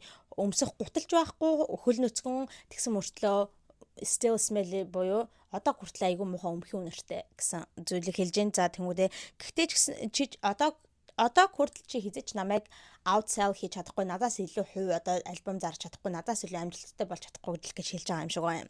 За тэгээ цаашлаад Cardi B хэлж байна. Why you keep bringing up my album? It's not the gag that you think it is. You've been in the game like 16 years. You need to compare yourself to your peers that started around your time. Rihanna, Taylor Swift, Drake, those are the numbers you need to be competing with, and you can't because you're doing lower than all of them. I was in high school when you came out. What the fuck is you comparing yourself to me for? гэж хэлсэн байгаа байхгүй юу. За энэ нь болохоор чи яах гэж одоо миний альбомыг те миний цомгийг дахин ингэж яриад байгаа юм бэ? Наадах чинь чи өөрөө ингэж энэ тухай ярьж байгаад айгүй өөрийгөө гоё гэнэ гэж бодоод байгаа юм шиг байгаа юм. Ерөөсөө тийм биш шүү дээ. Чи одоо энэхүү индастринд те энэхүү rap индастринд одоо байгаад 16 жил болсон байна. Чи өөрийнхөө peers яг чиний үеэр чамтай адилхан 90 үед гарч ирсэн тэрхүү дуучидтайгаа рапруудтайгаа өөрийгөө харьцуулаад тэр хүмүүстэй ингэж өрсөлдөх хэрэгтэй. Одоо жишээ нь гэх юм бол Rihanna, Taylor Swift, Drake. Наад хүмүүс ч юм бол чиний өрсөлдөх ёстой хүмүүсээ. Гэхдээ чи тэгэж чадахгүй тэд нартай өрсөлдөж ингэж одоо барьцалдаж чадахгүй. Яагаад гэх юм бол тэр хүмүүс чинь энэ бүх дуучид чинь бүр чамаас илүү ингээд те одоо амжилттай явж байгаа ийм чарт мартуудыг нь харах юм бол чамаас илүү байдаг учраас чи энэ хүмүүстэй барьцаж чадахгүй, өрсөлдөж чадахгүй. Би чамайг анх гарч ирж хахад high schoolд байсан штэ, ахлах сургуультай байсан штэ. Тийм байхад чи яагаад намайг өөртөө харьцуулаад байгаа юм бэ? Би бол ингээ өөр одоо 90 үеийн л дуучин гэж хэлэх гээд байгаа байхгүй те. Ер нь бол үнэ штэ. Nicki Minaj айл үжээ эрт дээр үед гарч иржсэн те. Тэгэхээр одоо бити надтай өөрийгөө харьцуулаад гэсэн утгаар л хэлж байгаа юм байна.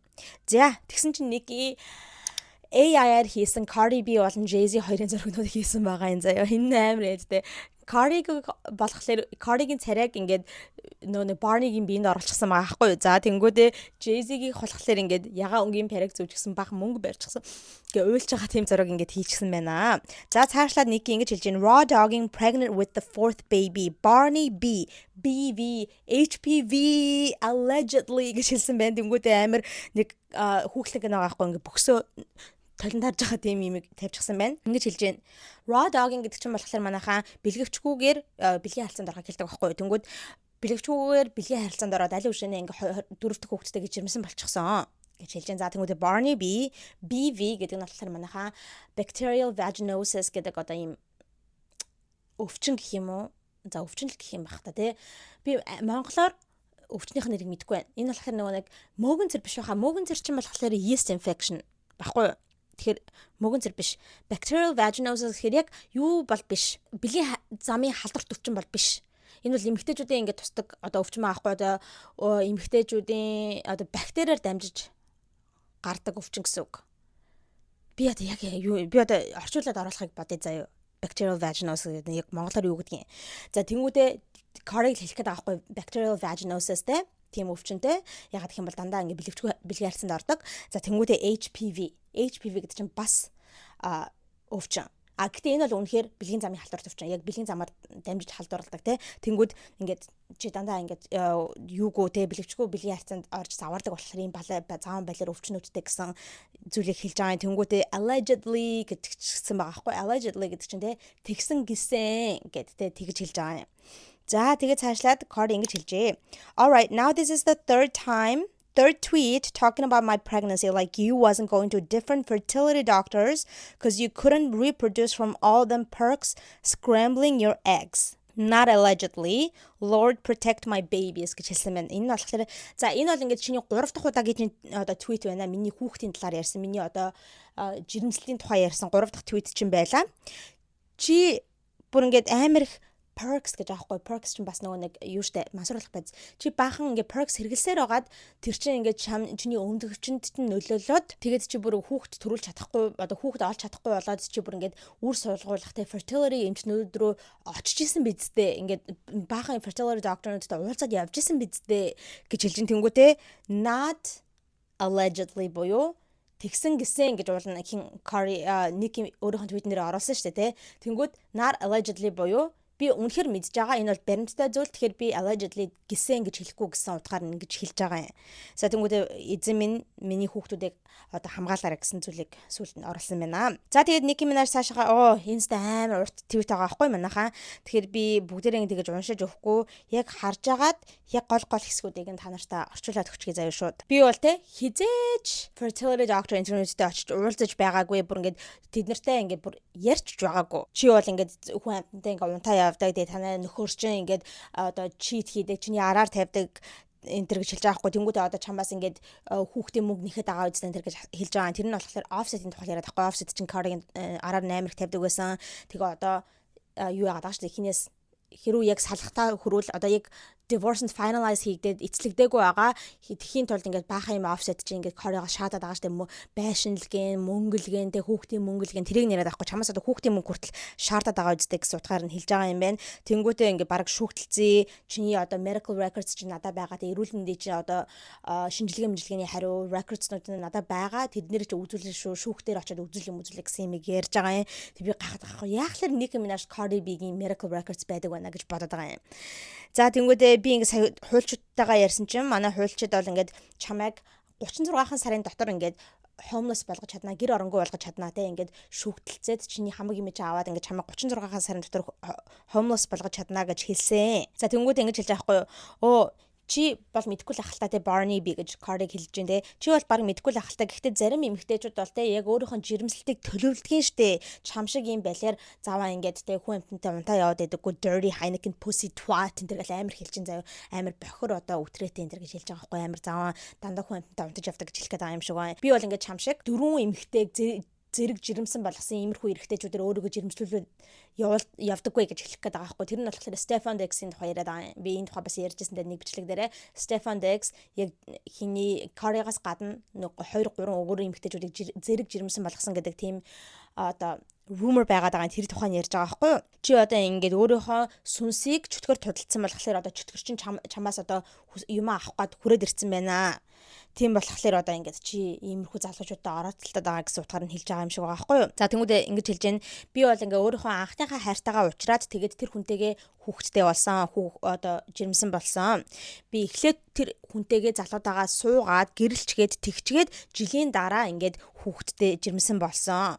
Чи харж байгаа үстэй. Би бол ингээ юмаа төлөвлөдөг юм аа.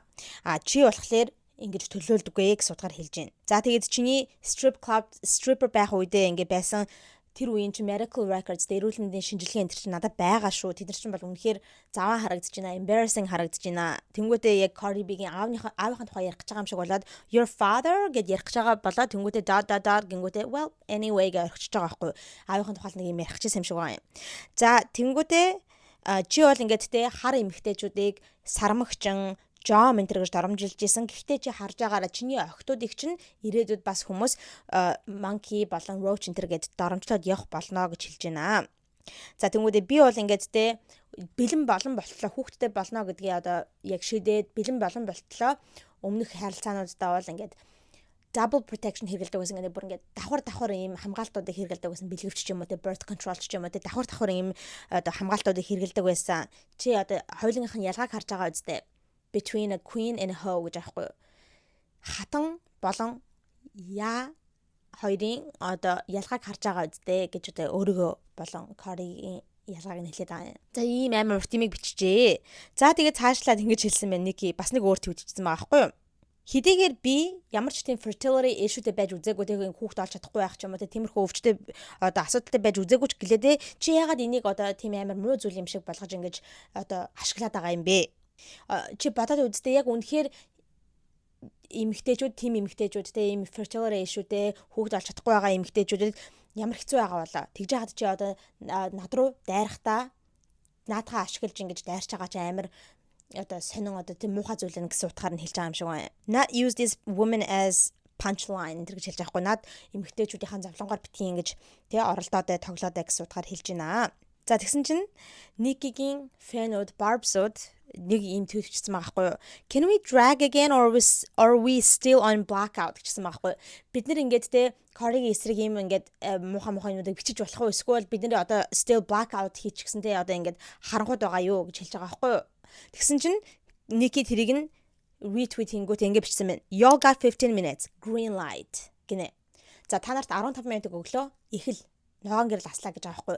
Одоо 15 минут туршид Cardi руу ингээ амар бичээ гэдгийг бүр ингээ фэнүүдэд тэгж ингээ та нар боддог айгу амар газтай. За тэнгүүтээ ийм зүйлийг хэлжээ. Barney B, tell them how you been getting seizures from the knot. Oh bitch tomorrow гэд. Тэнгүүтээ дахиад AI-аар хийсэн Cardi-гийн одоо бинд Barney-гийн царайг оруулчихсан тим зургийг ингэж tweet хийсэн байна. Тэр нь тэгэд ингэж ин чи одоо хилээч Cardi те нөгөө нэг not гэж аахгүй not ч нөө болдрог хэлж байгаа юм. Нөгөө Harper's Bazaar-ын инцидентийн тухай яриад аахгүй юу? Cardi чинь Nicki илүү дайраад ингээд өөрөө эцэст нь хүнээр одоо бие хамгаалагчаар нь цохиулаад амар том болдруутай гарч явж байгаа харагдсан шүү дээ. Тэгсэн чинь чи хилээч тэрхүү болдруунаасаа болоод чи одоо ингээд татдаг тийм саатлын өвчтэй болцсон биздээ, seizure-тэй болчихсон биздээ гэж хэлж байна. За тэгэд Cardi одоо хариу өгж байна. Girl, it's your son's birthday. Why are you on Twitter dedicating essays to me? For the love of God, go to Chuck E. Cheese. Гэнэ энэ болохоор хүүе эн чин чиний одоо хүүхдээ чинь хүүгийн чинь төрсөн өдөр штэ. Чи яахлаар одоо хүүхдтэйгээ цаг хугацаагаа ингээ өнгөрүүлэхийн оронд бүр ингээд Twitter дээр гарч ирээд надад зориулаад бүр ийм урт эссе шиг юмнууд одоо бичиж суугаа юм бэ. For the love of God, please go to Chuck E. Cheese гэсэн байхгүй. За Chuck E. Cheese гэдэг чинь Америкт байдаг тийм би одоо санаж Монгол нэг тийм байсан хөх хулганы орон жилүүдэд нэг тийм хүүхдэд зориулсан тоглоомын газар байсан шүү дээ. Ер нь тийм гэсэн үг Chuck E. Cheese гэдэг чинь тийм хүүхдийн тоглоом тэгээд тэрэнд айгүй хүмүүс ингээд юм уугаа тэмдэглэдэг хүүхдийн төрсөөр нэр тэмдэглэдэг баахан тоглоомоос гадна ийм жижигхэн ресторан дотроо ийм хоолны газартай тэгэл ингээд пицца антер гэл байдаг. Тэнгүүд хэлж байгаа хгүй. Надтай ингэж зурлагынхаа оронд хүүхдийн төрсөөр тэмдэглээ Chuck E. Cheese руу яваач гэж хэлж байгаа хгүй. Тэгээ энэ болохоор бас жоохон дис заяа. Ягаад гэвэл Chuck E. Cheese ч юм болохоор ер нь жоохон тийм амьдралын болцоогүй ч юм уу те жоохон тийм хүмүүсийн очдог газар хгүй. Тэнгүүд бас ингэж доромжилж байгаа хгүй. Чи бол тиймэрхүүл газар руу явна гэсэн маягтайгаар ингэж доромжилж байгаа гэсэн үг юм. За тэгээ дараагийнх нь болохоор Cardi нөгөө нэг юугаа тавьчихжээ. Harper's Bazaar event-ний инцидентийн зургийг оруулчихаж тэнгүүтээ when have I ever had a seizure би хизээ ингэж татдаг саатлын одоо тийм өвчтөй болчихсон юм бэ. You the one that went on that award show saying you didn't want to call 911 after you was shaking from that drug overdose гэж хэлж ин тэр нь болохоор чи харин өстой яг award show-н дээр нэг award show-н дээр шагналаа хүртэж авч байхдаа нэг юм яриа өгчээсэн мэддэг нэ. Тэр нь болохоор би одоо нэг удаа drug overdose болоод мансууруулах байцааг хэтрүүлийн хэрэглээд одоо ингэ яг салгалаад байж байгаа үедээ одоо айгаад 911 рүү залгаж чадаагүй цагдаа руу залгаж тэ амбуланс руу залгаж чадаагүй гэж хэлжсэн бидтэй гэж хэлж байна. Угсаа ойлгомжтой шүү дээ. Уул нь тэгээд нэг мансууруулах байц хэтрүүлийн хэрэгэлсэн болохоор цагдаа руу залгахаас айсан л гэсэн утгатай юм хэлжсэн юм шиг байгаа юм. Тэгээд тэрийг нь ярьж байгаа юм. За тэгээд цаашлаад Cardi ингэж хэлсэн байна. Like damn, how you pressed over an album you ain't got hit on or mentioned in. Bitch feelings hurt cause I ain't paid her no attention. Гинэ.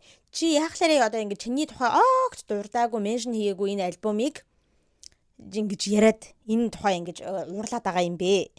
Чи эсвэл ингээд тэ энэ үлгчээстэй ингээд гомдчихсан юм шиг байна. Ягаад тэгэхээр би өөрт нь юус анхаарал тавиагүй болохоор ингээд гомдчихсан юм шиг байна гэж хэлж байна. За тэнгүүдээ you haven't even cut your fucking kid a cake. My god, it's 6 o'clock in LA. You must have took your first line of the day гинэ. Чи одоо өөрийнхөө хүүхдийн төрсөн өдөрт зориулаад ингээ хүүхдийнхаа төрсөн өдрийнхөө кейкийг ч тортыг нь ч зүсэж өгөөгүй ээж надтай юм яриад суух юм аа. Одоо Лос Анжелост аль үжээ 6 цаг болчихсон байж тээ. Чи сэтгүүл яасан саяхан яг энэ өнөөдрийнхөө анхныхаа лайныг ингэж snort хийсэн юм шиг байна гэж хэлж байгаа байхгүй юу. Тэр нь болохоор дахиад нэг кокейнийг яриад байгаа байхгүй юу. Яасан кокейнийхаа өнөөдрийнхөө кокейнийг анх удаага ингэж snort хийчихсэн юм уу. Тэгээ одоо ингэж аашлаад байгаа мó гэсэн утгатай зүйлийг хэлж байгаа юм. За тэгээ цаашлаад and let me tell you something, let this be the last time you mention my kids before I spill the tea on yours while you're talking about ABCs. You're gonna leave me the fuck alone today, ho. I'm sick of you bitch гэнэ. За тэгээ чамд нэг юм хэлчихье.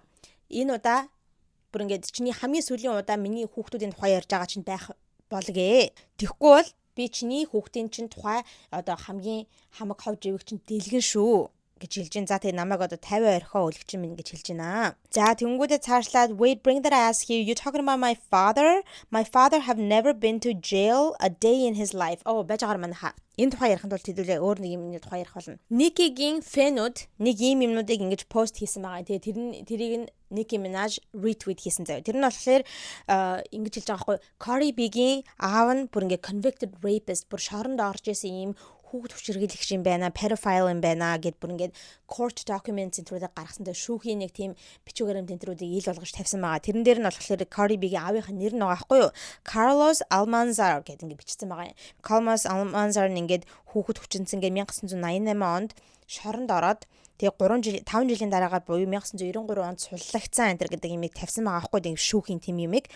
За аавынхаа нэр нь бол үнэхээр Carlos Almanzar мөн гэхдээ манайхаа энэ бол Cardi-гийн аав нь биш. Өөр Carlos Almanzar гэдэг хүний ийм court documents-ыг ингээд Nicki-гийн фэнийг тавьчихсан байгаа байхгүй. Тэнгүүд Cardi одоо ингээд хариу гэж байгаа байхгүй.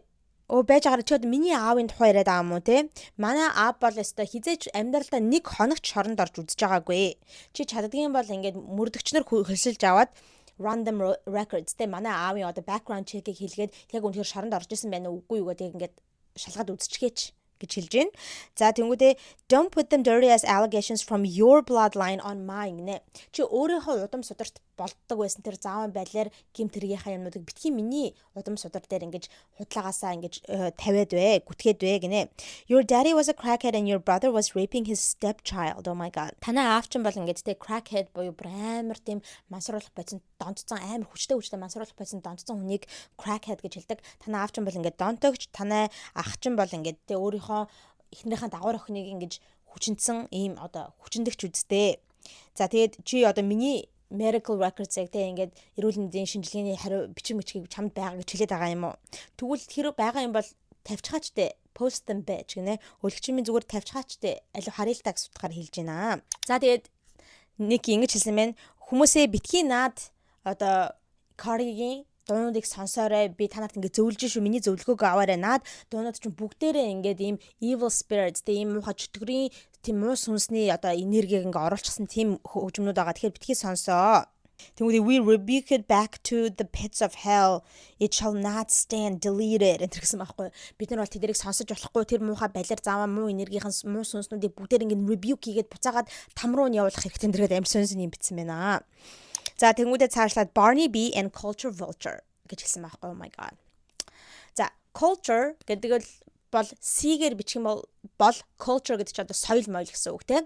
Гэхдээ Cardi, Nicki culture гэдгийг K-гээр бичсэн байхгүй. Наадах чинь болохоор Cardi B-гийн том охиных нь нэр нь culture. Okay. За culture vulture гэдэг үг чинь болохоор би бас нэг бичлэг дээр ярьж исэн өөрийнхөө соёл биш байгаа мөртлөө өөр хүний соёлыг өөрийнхөө соёл юм шиг одоо болгож ингэж ашиглаж тэгж худлаа жүжиглэхийг хэлдэг байхгүй. Одоо Kendrick Lamar, Drake-ийг дандаа тэгж дууддаг culture vulture гэдэг яг бүтэн хар биш байж иж тэгээ яг үнэхээр хар юм шиг жүжиглдэг. Америкаас гаралтай биш мөртлөө American ghetto gang culture-наас гарсан юм шиг жүжиглдэг гэж Drake-ийг тэгж дууддаг. Тэрнтэй адилхан одоо хэлж гин culture vulture гингүүтэй Barnaby гэдэг дахиад л нөгөө нэг Cardi-г доромжилсан зүйлээ хэлсэн байна. Тэнгүүдээ айгүй амар заяа дараагийнх нь tweet нь Culture Vulture you ugly too гэж жоохон охиныг тий хэлсэн байгаа байхгүй юу. Одоо Culture чинь 6-7 настай л баг. Тэгсэн чинь 6-7 настай юм жоохон охиныг Culture чи ч гэсэндээ амар царай матай хэлсэн байхгүй юу амар. За тэнгүүдээ do something we in New York heavy on it гэж бичсэн байхгүй юу. Алуу ямар нэг юм хийлдэ Cardi бид нэр одоо New Yorkт байна. Хүрээд ир гэж байгаа юм шиг тэгээ алуу үзэлцээ гэсэн утгаар ингэж хэлж байгаа юм байна. За тэнгүүдээ album flopped, pussy flopped, never wanna fight, outrank you in your own gang, shut the fuck up, come fight, sympathy baby couldn't pull 228,000 abort mission гэж хэлсэн байна. Цомогчинч бүтлгүүцсэн над дотчинч бүтлгүүцсэн хизээч чи ингээд амьдралдаа жинхэнэ одоо юм зодоонд ингээд ялж үзэж байгаагүй чи зүгээр ингээд амаа татаад хурж ирээд одоо зодолт тэгэд чиний өөрийн чин гэнгд би бол ингээд outrank you буюу чамаас яг чиний өөрийн чин бүлгэлч гэсэндээ би чамаас илүү ингээд даваад гарчихсан. За тэнгуүдээ sympathy baby гэдэг нь болохоор ингэж яриад байгаа юм.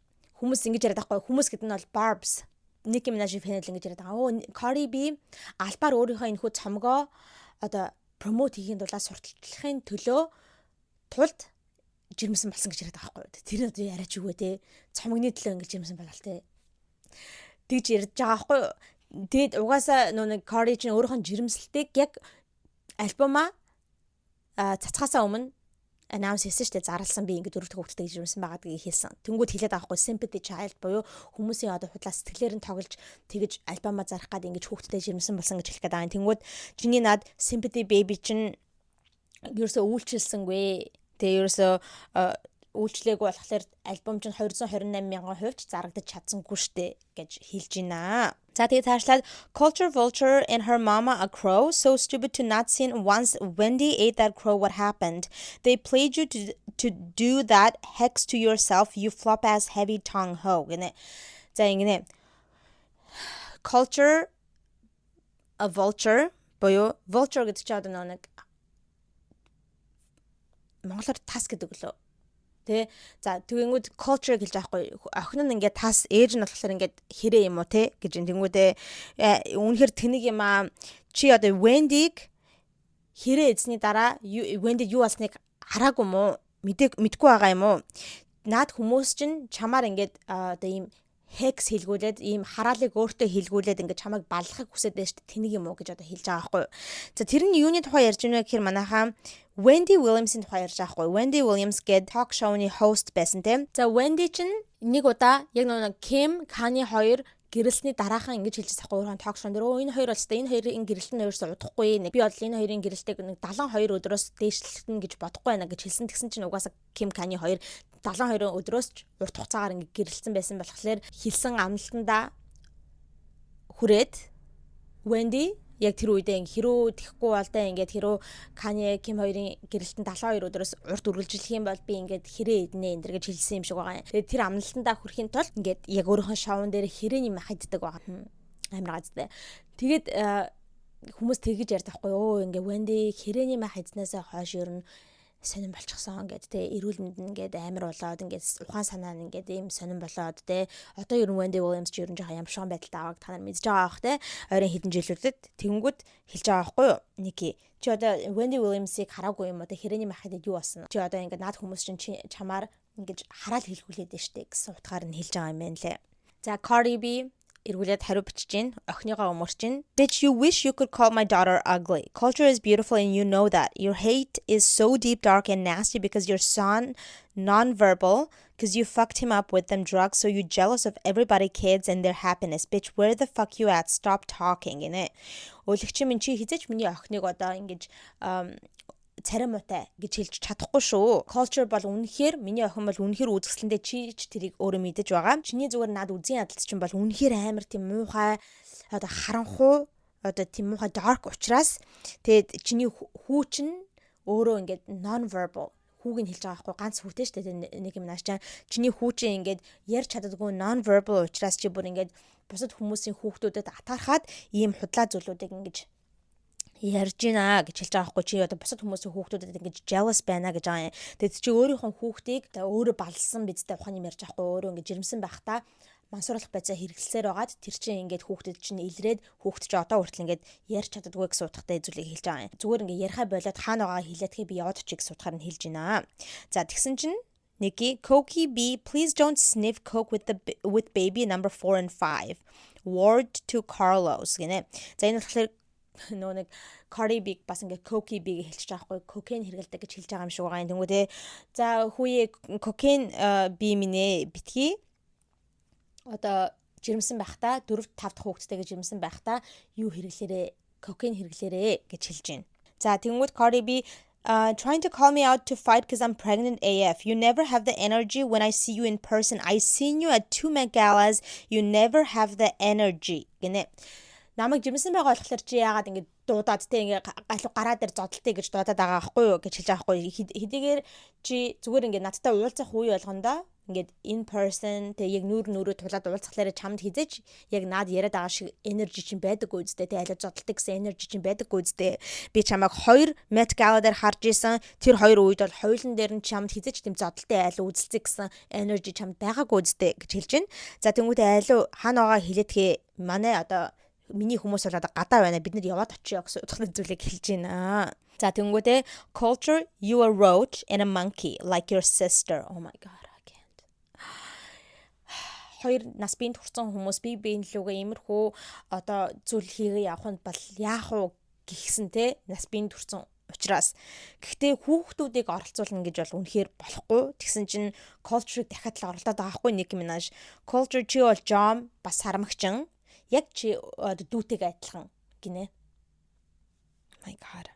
За тэгсэн чинь Cardi B хариу бичиж байна. Papa Bear, I'm sorry you can't speak and banging spoons because your mom couldn't put the drugs down. I'm sorry your mom not even paying attention to you on your own birthday because she's such an obsessed and dark-spirited hating hoe. I'm so sorry гинэ. Тэр нь болохоор Papa Bear гэдэг нь болохоор Nicki Minaj-ийн хүүхэд тахгүй юу? Тэнгүүд Papa Bear намайг уучлаарай. Чи одоо ингээд ээж чинь жимсэн байхдаа амар ингээд мансууруулах байцаа зогсоож чадахгүй ингээд хэрэглэсээр байгаад чамд одоо тэр нь муугаар нөлөөлөд чи одоо хүртэл ингээд ярьж чаддаггүй зөвхөн ингээд banging spoons гэнэ ингээд халбагнууд л ингээд bang хийгээ байж байгаа. Энэ юу ярих гэдэг вэ гэхээр нэг тийм бичлэг байсан. Nicki Minaj хүүхдийнхаа нэг тийм бичлэгийг тавьж байсан. Who said anybody needed the fork? Nicki Minaj хүүхд чи одоо 5-тай илүү 6-тай жилөө те. Тийм байж ерөөсө ярьдаггүй юм шиг байгаа юм. Бид нар бол хизээж ярьж байгааг нь харж байгаагүй зүгээр ингээд тэр бичлэн дээр харж байхад те ингээд зүгээр юм хэлэхгүйгээр ингээд халбагнуудыг ингээд бэн хийгээд байгаа байхгүй хооронд нь. Тэрийг ярьж байгаа байхгүй юу. За тэнгуү те намайг уучлаарай. Ягаад гэвэл танаа ээж чинь бол бүр ингээд үнэхээр чамд одоо те анхаарал тавьдаггүй төрсө өдрөөр чинь чамд анхаарал тавихгүйгээр ингээд ийм юм хийгээд байж байгаа. Ягаад гэвэл танаа ээж чинь бол үнэхээр амар тийм dark spirited буюу амар тийм муу энергитэй, муу сүнстэй, амар муухай үзэн ядалтаар дүүрэн тийм муухай яа. Уучлаарай. Өмнөөс нь уучлахгүй яа гэсэн зүйлийг хэлж байгаа юм байна. За тэгсэн чинь Nicki хариулаад Barney dangerous, Bodega Barney, what up? Your sister can get that chest caved in if you're pregnant with another monkey or a roach right now. For entertainment purposes only. За энэ болохоор ингэж байна. Barney dangerous гэнгүүтээ Bodega Barney гэж хэлж байгаа байхгүй. Bodega Barry гэдэг дуу энэ хүү альбомд нь байгаа хгүй Am I the Drama гэдэг альбомд нь орсон Bodega Barry гэдэг нэртэй дуу байгаа. Тэнгүү тэрийг нь өөрчлөнгүүтээ Bodega Barney гэж болгочжээ. Тэнгүүтээ хэрв чи жирэмсэн болохоор ингээд өөрөө зодтолтож чадахгүй гэдэг юм бол ихчигээ явуулчаа, дүүгээ явуулчаа. Cardi B чинь дүүтэй те. Дүүгээ явуулчаа. Би дүүгээ чи одоо chest-ийг нь цэжийг нь ингээд одоо цөмлөөд өгөө гэж хэлж байна. Тэнгүүдээ чи бол дахиад л одоо нэг Jomig эсвэл сармагчин тээж байгаа үедээ төрөөгүй хүүхдийг нь бас ингээд оромжилж байгаа маа. За тэгээ цаашлаа where the roach spray I'ma spray it in that bitch disease riddled mouth. Bunch of different cum stains on the new roach. Oh my god. Ингэдэ. Jomny хор хаан байна. Би очиод ингээд над балер заваа өлгчингээ чи амруу ингээд цацаад өгөө. Хүүхэд нь одоо тээж байгаа хүүхэд нь бүр ингээд өөр хүмүүсийн эрэгтэй хүмүүсийн өргөн шингэнээр ингээд stain хийлгсэн тол үлдээлэгдсэн тийм одоо Jomig ингээд тээж байгаа гэж хэлж байгаа байхгүй юу? Амар юм хэлж байна. За тэгсэн чинь Cardi хариулаад drop the addy right now and don't go tagging the feds and the police like you did 3 months ago you pussy ass bitch shut the fuck up.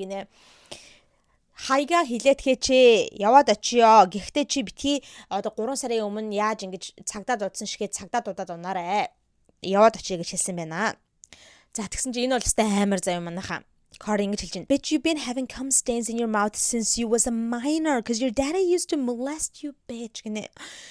Өлөгчин минь ээ чи бол бүр ингэ жоохон байхаасаа тэг хүүхэд байхаасаа л чиний аманд чи үрийн шингэн байдаг байсан. Ягаад гэх юм бол таны аав чинь чамайг жоохон байхад чинь хүчнэддэг байсан гэнэ. Oh my god. Tell the world that's why you wake up so fucking miserable because you hurt and full of trauma and trying to apply it to everybody else.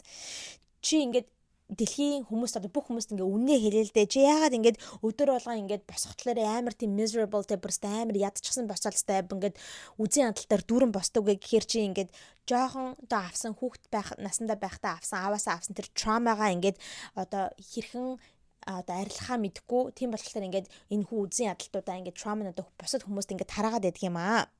Тэнгүүтээ and why the fuck you keep bringing up Rock Nation? I'm not signed to them, you delusional paranoid coke sniffing bitch гэнэ.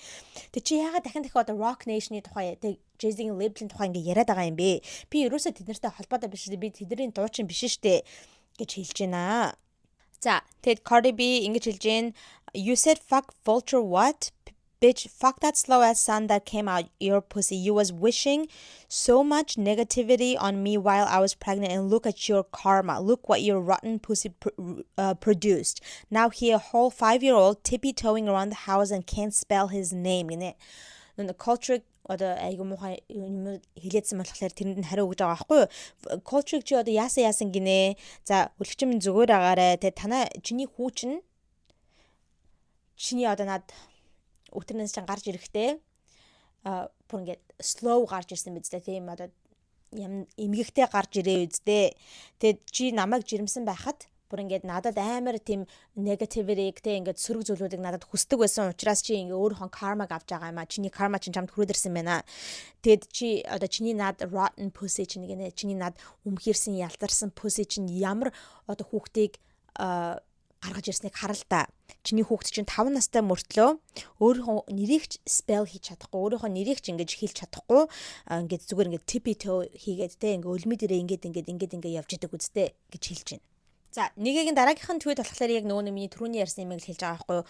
Өө өстө чи Санжино ингээд чи болон чиний залуу чинь гэнэ тэр нь болохоор offside гэж байгаа. Та хоёроо ингээд айгаад над цагдаа дуудаа үздэй те намайг болон миний одоо тэр нөгөө нэг baby daddy нөгөө нэг Kenneth Perry хоёр дээр ингэж цагдаа дууснаа санаж байгаа үздэй өлөгч юм энэ гэж тэгж байгаа байхгүй юу.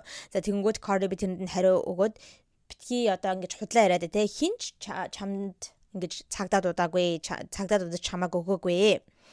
Тэгэд чи болон чиний над тэнийг залуу хоёр чинь онлайнаар гарч ирээд те лайваар гарч ирээд ингэж баахан threat энэ хийгээдсэн болохоор тэр чинь хүмүүс харчж байгаа үстэй тэнийг минь. Тийм болоод ингээд цагдаа дуудагдсан байгаа үстэй бит хоёр ингээд цагдаа дуудаагүй гэж хэлж байна.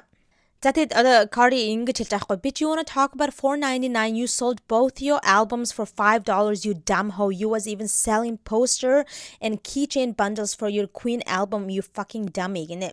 Чи ингээд миний одоо альбомыг доромжлоо $4.99 гэж юм яриад байгаа. Чи тэгж яхад өөрийнхөө альбомыг гэсэндээ өөрийнхөө хоёр альбомыг гэсэндээ бас л $5 зарж исэн бидтэй тэнийг минь.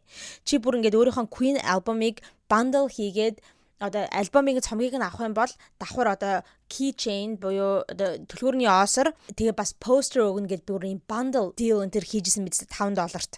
Тийм байхад одоо юу яриад байгаа юм. Тэгээ миний альбомыг $5 зарж ин гэж доромжлоод байдаг юу яриад байгаа гэсэн утгаар нь хэлж байна. За тэгэл дахиад ярьж байна. Одоо чи хаана байгаа юм бэ гэд Cardi хэлж байхгүй. Хаана байгаа юм бэ? Хаягаа өгөөч чи өстө манай миний дүүг одоо тэ цээжийг нь цөмлөн энэ төр гэсэн хайгаа өгөхгүй чи би ингээд DM-ээ шалгаад байна. Чамайг хайгаа явуулсан байх уу юу гэт ингээд шалгаад байна. Бид нар бэлэн байна гэж хэлж байна. Гэтэ энэ хоёр нэр зүгээр ингээд нэг мөсөн задлцчихгүй те. Тэр нь баг айгуу дээр ингэж тэг юм ярьжсныхаа оронд. За тэгээд Nicki дараад нь дахиад ингэж бичжээ. Dear Culture Vulture, your mom is pregnant with another monkey to add to her litter.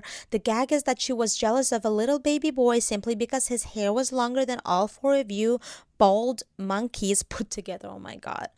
Яг culture зориулж хэлж байгаа юм шиг те. Хүндэт Culture Vulture гэж хэлж байна. Тэнгүүтээ таны ээж чи одоо ингэж дахиад нэг сарамгчин тээж байгаа өөрийнхөө litter нэмэх гээд гинэ. Litter гэдэг чинь манайхаа таны ээж чинь бол нэг бяцхан хүүд амар атаархтагаа гэдэг тэр бяцхан хүн өөрийнхөө хүүхийг та дөрвийн үсийг нийлүүлснээс ч урт сайхан гоё үстэй учраас ингээ атаархдаг юм аа манай хүүхдэд гэж яриад байгаа юм. Oh my god, what does that even mean?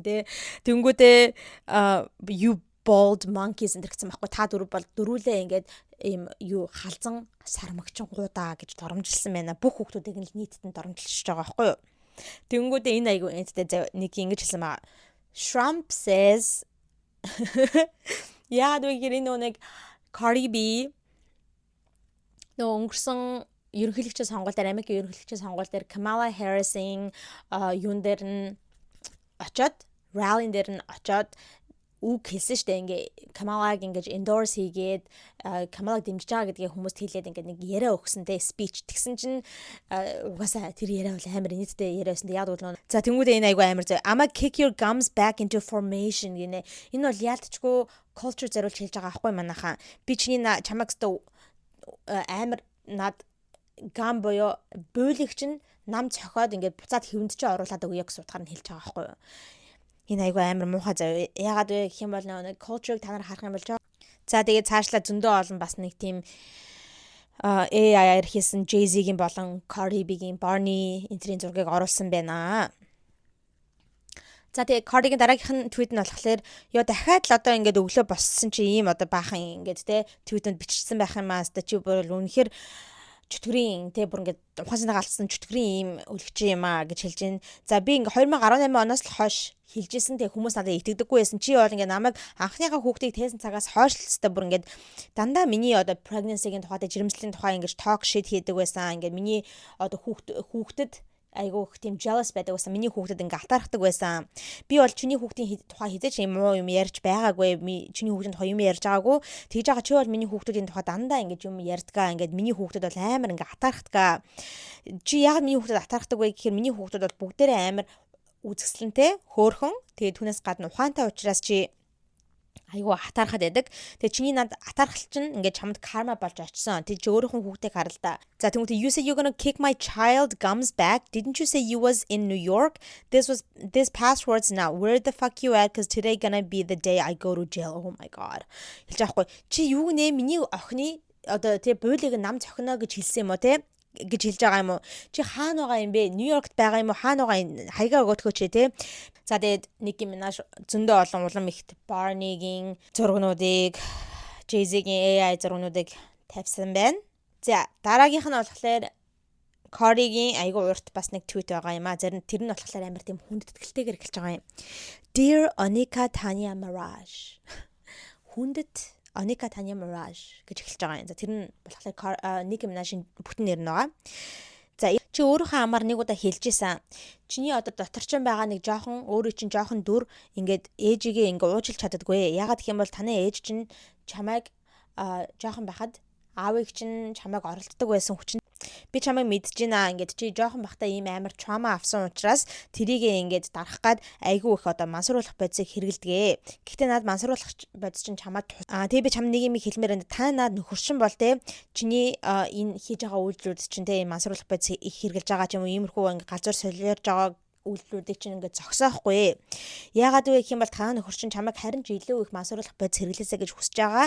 Яагаад гэх юм бол чи ингээд мансууруулах бодис хэрэглээд мансуурсан байх үед чинь за тэнгүүдээ them queen that you be letting in your house every time you kick them out be coming and spilling your tea in the hood гэж аахгүй. Энэ юу хэлэх гээд байгаа гэхээр одоо Nicki-гийн одоо багт нь ажилдаг байсан туслахууд нь ч юм уу янз бүрийн одоо ажилтнууд нь Nicki ингээл уурлаа тэр хүмүүсийг хөөгөөд ингээд ажлаас нь халчингууд тэр хүмүүс нь би чамд одоо үнэхээр яг үнэнгээсээ хэлээ. Чамд тусламж хэрэгтэй. You need to get help те. Чи ингээд над жоохондоо авсан над траумагаа ингээд одоо эмчлэх хэрэгтэй.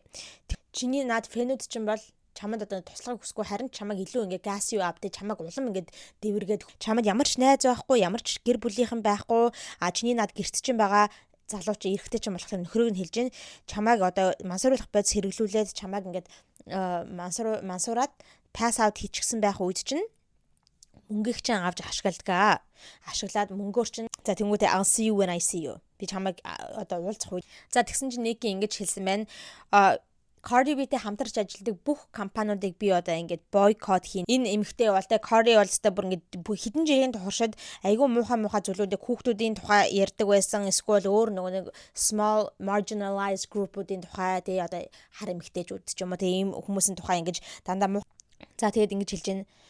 Fucking a DL man raw and got pregnant with another monkey гэнэ.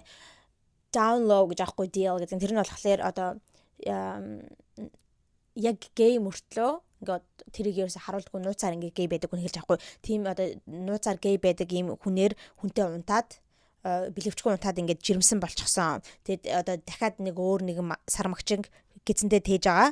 За тэгээд тэг бүр чи юу гэж хэллээ лайв дээрээ he all our baby daddy now гэж хэлсэн бидтэй гэдэг. Би та нартай бас тэрийг хүргэжсэндээ нэг юун дээрээ лайв дээрээ одоо Stefan Diggs бас нэг эмэгтэйг ингэж жирэмсэн болгоцсон гэдгийгсэн чи тэгээ одоо яах вэ тэгээ хідүүлэнгийнхэн л бөөнөрөө бидний хүүхдүүдийн л эцэг юм байна штэ гэх нэг тийм ярьжсэн гэд тэ тэрийг нь хэлж гин.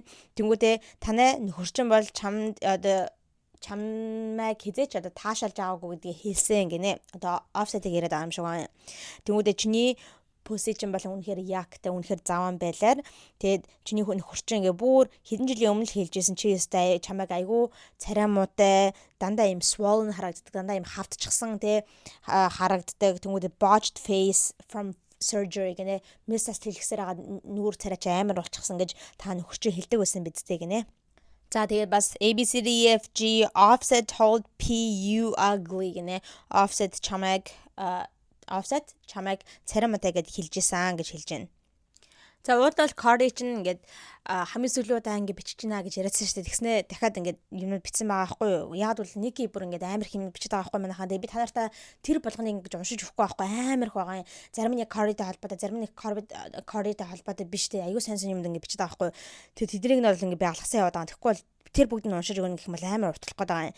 За Cardi ингэж хэлсэн байгаа байхгүй юу? Ти надаар оролдоод миний хүүхдээр ингэж те хүүхдүүдээр ингэж оролдоод чи зүгээр ингэж уурч өрөөд байгаа учраас нь болохоор танаа хүүхдий чинь дуртай өнгө нь 5 учраас гэж аахгүй юу. Дарамжилж байгаа аахгүй те бүр ингэж slow учраас дуртай өнгө нь 5 гээ явж идэг гэсэн утгаар хэлж байна. За тэгэнгүүтээ цаашлаад Cardi ингэж хэлж байна. Чи бараг 9 жилийн өмнө ийм schizophrenia болон bipolar disorderтэй гэдэг тэ эмгэгтэй гэдэг тэр одоо зүйлийг олж мэдсэн бидтэй 9 жилийн хугацаанд чи мэдэж байгаа. Тэгсэн мөртлөө чи одоо ингээл амар их одоо масруулах бодисод хэргэлдэг cocaine, perks, Xanax гэдэг ийм амар юмдаг хэргэлдэг үстэй гэж хэлж байна. Чи өөрөө чинь ойр хавар байдаг хүмүүсийн альнийхэн ч үгэнд ордоггүй ганцхан хүний үгэнд ордог тэр чинь болохоор Kenneth Perry гэдэг над нөхөрчин. Гэтэ над залуучин бол тэ зүгээр чамайг мансууруулчихад Amex-ийг чинь American Express card-ыг чинь ингэж зураад явж идэг гэж хэлж байна. За тэнгуүтэй айгүй амар зав Nicki Minaj дахиад нэг culture come get a chain гэд бичсэн нэг тийм бас Barb's юм шиг байгаа юм. Nicki Minaj-ийн фэн ингэж твит бичсэн байгаа байхгүй юу? Culture хурж ирээд энэ буулаа аваарэ. Буулныхаа ийм зүйлтэйг аваарэ гэдэг ийм тавьсан байгаа байхгүй. Тэр нь болохоор ийм буйлтай тийм зүйлтэй байгаа юм. Зүйлтний зургийг тавьчихсан байгаа. Тэгсэн чинь Nicki Minaj тэрийг нь юу яагаад retweet-ингүүтээ gum гэж бичсэн байгаа байхгүй юу? Буйл гэж бичсэн байгаа юм. За манайхаа тэгээд цаашлаад бас нэг нэлээд хэдэн твитнүүд байсан. Тэрэн дээр болохоор Nicki данаа ингэж яриад байхгүй юу? Би чи гэсэндээ миний хүүхдэд оромжилсан бидтэй, доромжилсан юм хэлжсэн бидтэй гэсэн утгатай зүйлийг хэлсэн. Тэр нь Cardi хариулангуудаа би хизээ чиний хүүхдэд ингэж доромжилсан юм хэлжсэн чи битгий худлаа яриад тэр хэрүү чадах юм бол нотлогоо баримтаа харуулчих чамд байхгүй би хизээ чиний хүүхдэд тухай юм ярьж байгаагүй гэж хэлсэн. Би зүгээр ингээ өөрийнхөө хүүхдийн тухай ингээ айгу тийм одоо магтаад өөрийнхөө сошиал дээр нэг юм хэлжсэн байна л да. Ингээд манай хүүхд ингээд ийм жоохон байж ингэж чаддаг гэдэг нэг юм тавьсан байна. Тэгсэн чинь тэрэн дээр нэг Nicki нэг ууралсан чи тэрэн татархсан бидтэй гэсэн утгатай зүйлийг хэлсэн байна лээ. Түүнээс гадна ингээд Nicki өөстө чи Cardi олстой ингээд айгүй олон жилийн турш дандаа юуг хар эмэгтэйчүүдийг үзэн яддаг байсан, хар эмэгтэйчүүдийг доромжилсан зүйлүүдийг хэлдэг байсан тэр гэл баахан ингээл юмнуудыг хэлээл заяа. Тэгсэн чинь Cardi тэрэнд яриад би хизээч гэж хар эмэгтэй хүмүүсийг доромжилж байгаа гэж над тэнийг нерв болдээ дандаа л юм ярьж явж яхахын намайг хар эмэгтэй хүмүүсийг доромжилсан гэсэн худлаа юм ярьж явж байгаа надхаа боль гэсэн тийм утгатай юмдыг хэлсэн байлээ. Тэгээд юу нэг иймэрхүү баахан юмнууд болоод тэгээд уссан байгаа юм аа манайхаа. Энэ бол ингээ 2-3 өдөр үргэлжилсэн баахан твитнүүд байгаа байхгүй юу? Айгуу амар заяа ёо. My god. За ийм аимшигтай 2-3 өдөр үргэлжилсэн Twitter battle-ыг энэ хоёр маань хийсэн байна. За одоо тэгээд манайхаа эцэст нь хэдүүлээ Nicki Minaj-ийн financial hardship-ийн тухай яриадах яа. Заяа ингээд өрөнд ороод байгаа, ер нь ядуураад байгаа гэсэн тэр зүйлийн тухай яриадах яа. За энэ нь бол одоо энэ хүү Twitter battle-ийн дараад нь гарч ирсэн зүйл. Окей, энэ зүйл болоод нэг бараг 7 болгоны дараа гарч ирсэн мэдээлэл байгаа юм. Юу вэ гэхээр аюу сонирхолтой зав. Nicki Minaj энэ баахан зүйл болсноос хэдэн бараг 7-8 хоногийн дараа өөрийнхөө Instagram-аар гарч ирээд нэг юм story хийсэн байгаа юм. Хүүе миний ингээд Amex card-ыг те American Express credit card-ыг 2-3 хүмүүс ингээд өөрөөр танихгүй хүмүүс гэх юм одоо 2-3 хүмүүс дураараа ашиглаад амар их ингээд хэдэн мянган долларын те хэдэн 10,000 долларын ийм хөө purchase-нуудыг хийчихсэн байна. Миний зөвшөөрлгүйгээр хин одоо миний имийг ашиглчихсан болоо, миний credit card-ыг ашиглчихсан болоо гэсэн нэг team story-ыг хийсэн байхгүй. Тэгмүүд хүмүүс тэгвэл одоо card-ыг хилээдсэн үг нь үний юм биш үү? Тэг courage ингээд хэлээд байгаа штэ. Та нөхөр чинь чамайг ингээд мансуурлах байц хэрэглүүлж ингээд албаар pass out хэлгүүл ингээд те чиний мөнгийг ингээд ашигладаг. Чиний Amex-ийг чи ашигладаг гэж хэлээдсэн штэ. Тэгвэл баг тэр нь үний юм шүү те. Тэрийг бариад өгч байгаа байхгүй. Nicki Minaj өөрөө story дээр тийм тавиад миний credit card-ыг хүн ашиглчихсан байна гэд. За тэгээд тэр өдөр нь яасан бэ гэсэн чинь нэгэн article гарч ирсэн, нэгэн нийтлэл гарч ирсэн US Weekly дээр заяа. Тэр нь болохоор ийм нэртэй байсан. Nicki Minaj's $20 million LA home at risk of being seized over massive debt owed гэсэн байгаа хгүй. Nicki Minaj-ийн Los Angeles дахь 20 сая долларын үнэлгээтэй house нь гэр нь одоо ингээд өрнөөс нь болоод хураагдах тийм одоо магадaltaй байна гэсэн тийм гарчигтай нийтлэл гарсан байгаа юм. За тэр нь юу вэ гэхээр манайхаа ийм юм гинэ. 2019 онд 2019 оны 3 сард Nicki Minaj өөрийнхөө нэг Nicki World Tour гэдэг аялын тоглолтоо дэлхийг тойрсон аялын тоглолтоо хийгээ явж ижээ. За тэгээд тэр 2019 оны 3 сард яг Германд очиж тоглох байсан юм байна. За тэгээд тэр Германыхын тоглолтын дээр нь өөрийнх нь бие хамгаалагчдаас нь гадна яг тэр очсон venue-ийнх нь одоо хамгаалагч нар гэж байдаг юм байна л да. За тэрнийх нь Head of Security гэдэг Thomas Weidenmuller гэдэг ийм залуу одоо тэр хамгаалтын албаных нь ахлагчаар нь ажиллаж исэн юм байна. За тэгсэн чи яг тэр тоглолтын үеэр нэг эмэгтэй фэн гарч ирээд тайзан дээр гараад ирчихсэн гинэ. Нэг мэдсэн чи гараад ирчихсэн байсан female security guard гэсэн мэлтэй эмэгтэй хамгаалтын ажилтны хажуугаар ингэж sneak хийгээд ингэ гарч ирээд тайзан дээр гарч ирээд Nicki-гийн хажууд нэг нэлээ хэдэн секунд нэг 10 секунд бүжиглээд тэгээд яг тэр үед нь Nicki-гийн өөрийнх нь bodyguard-ууд нь хурж ирээд тэр эмэгтэйг аваад тайзнаас буулгасан юм байна. За тэгсэн чинь яг тэр юуны дараагаар нь тоглолтын дараагаар л Nicki амар ууртай байсан гинэ. Яг тоглолтын дуусны дараагаар Nicki тэр хамгаалтын албаны бүх хүмүүс ингэ дуудсан гинэ. Нэлээ олон хүмүүсээ дуудаад тэр нөгөө нэг эмэгтэй хамгаалтын албаны ажиллаг гэж тэрийг дуудаад бас 2-3 хамгаалтын албаны хүмүүсийг дуудаад энэ Thomas гэдэг залууг дуудаад за тэгээд эднэрлээ амар хашгицсан гинэ хашгичаал уурлаа алстаа та нараас миний амьдралыг миний амь насыг өстой юу яасан бэ өстой эрсдэлд орууллаа энэ гэл тэ яаж юм байлгаж болдгийг энэ гэл уурлал хашгичаал бөө юм болсон гинэ тэгээ бүр амар уурлал хашгичаалсан болохоор нөгөө нэг эмэгтэй хамгаалтын албаны ажилдаа уйлаад унсан гинэ.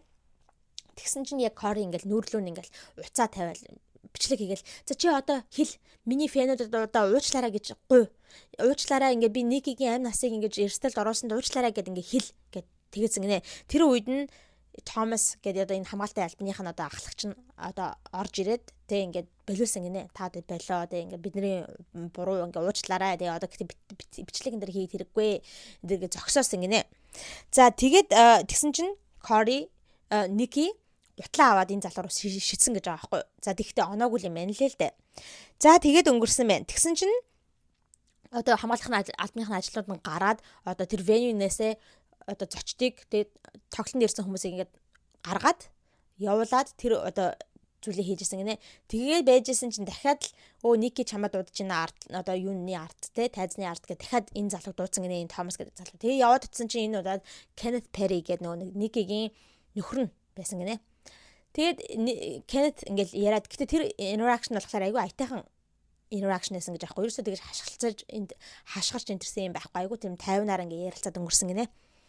За тэгсэн чинь тэгэл явсан гинэ. Тэгсэн чинь дахиад нэг хэдэн минутын дараа дахиад энэ залууг дуудсан гинэ тоглолтын арт хүрээ дээрээ гээд. Дахиад яваад очсон чинь энэ удаа Nicki байжсэн бүр амар ингээд ууртай болчихсон дахиад.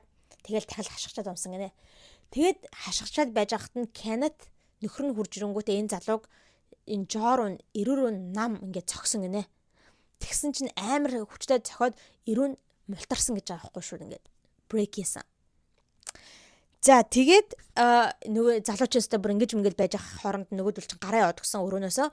Тэгээд гараад ингээ харах гэсэн чинь гараа явчихсан байсан. Тэгээд цагдаа дуудаад тэгэд цагдаанаар ирээд энэ залуу дээр Kenneth Perry дээр arrest warrant гаргаад баривчлах тийм шийдвэр гаргаад ингээд хайгаад баривчлах гэсэн чинь аль үшинэ Kenneth өөр улс руу нисчихсэн байсан private jet-ээр.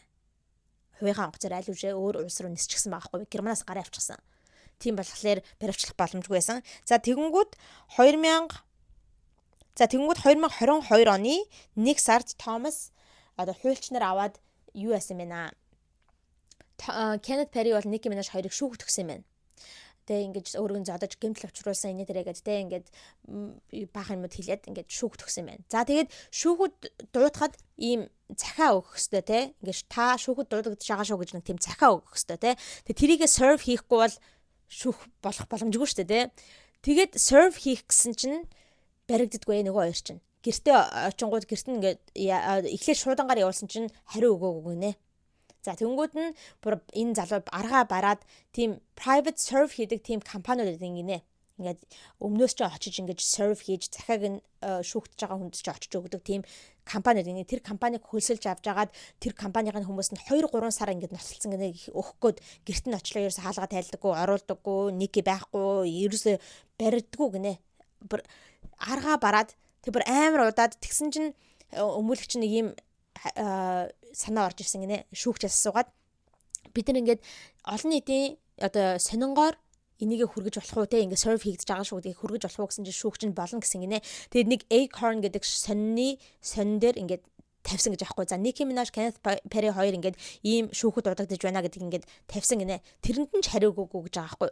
Тэгээ бүр амар олон хугацаанд ингээд ноцолцсны эцэст шүүгч нь шийдвэр гаргасан гинэ. Тэр нь болохоор default judgment буюу нөгөө тал нь шүүгтүүлж байгаа тал нь ерөөсө хариу өгөхгүй байгаа болохоор ингээд шууд нөгөө шүүгтж байгаа хүнийх нь талд шийдвэрийг гаргачихдаг юм байна. Шийдвэрийг гаргаад Nicki одоо Kenneth хоёр буруутай. Тийм учраас энэ хүний шүүгтж байгаа хүнийх нь Thomas-ийн $500,000 одоо нэхэмжлэлийг нь барагдуулах ёстой гэдэг шийдвэр гаргачихжээ. Гэхдээ Nicki шүүхийн тэр serve хийж байгаа захианд нь хариу өгөхгүй байгаа юм чи угаасаа энэ шийдвэрт хариу өгөхгүй нь ойлгомжтой хариу өгөөгүй байгаа байхгүй. Шийдвэр гарчаад байхад хариу өгөөгүй. Тэгэд эн чинь бол ингээ 2022 онд болсон байхад одоо хүртэл төлөөгүй байгаа $500,000. За тэгэнгүүт одоо энэ залуу дахиж очоод яг энэ 2025 онд дахиж шүүгч рүү очоод мөнгө төлөхгүй байна. Та ийм шийдвэр гаргаад өгөөч. Ингээд Nicki-г албан хүчлэгээр өөрийнх нь байрыг хаусыг нь заруулаад хаачээ. Албан хүчээр те шүүхийн шийдвэрээр заруулаад тэгээ тэндээс нь гарч ирсэн мөнгөөр ингээ миний $500,000 ингэж хэмжлэлийг ингэж барагдуулахыг шийдвэр гаргаад өгөөч гэсэн чинь Nicki хин шүүх нь одоо шүүгч нь зөвшөөрөх гэж байгаа юм шиг байлаа. Тэрэнд яг л Nicki-ээс хариу мээр өгөхгүй байгаа болохоор. Тэгэхээр ер нь шүүхийн шийдвэрээр гарчих юм бол бүр шүүгч нь үнэхээр Nicki-г бүр албан хүчлэгээр байраа $20 сая тэрхүү гэрээ заруулах боломжтой болчихно. Тэнгүүд тэндээс гарч ярьж байгаа үлдэгдэл мөнгийг тэ $500,000 ингээд энэ залуугийн мөнгийг төлөх байгаа байхгүй юу.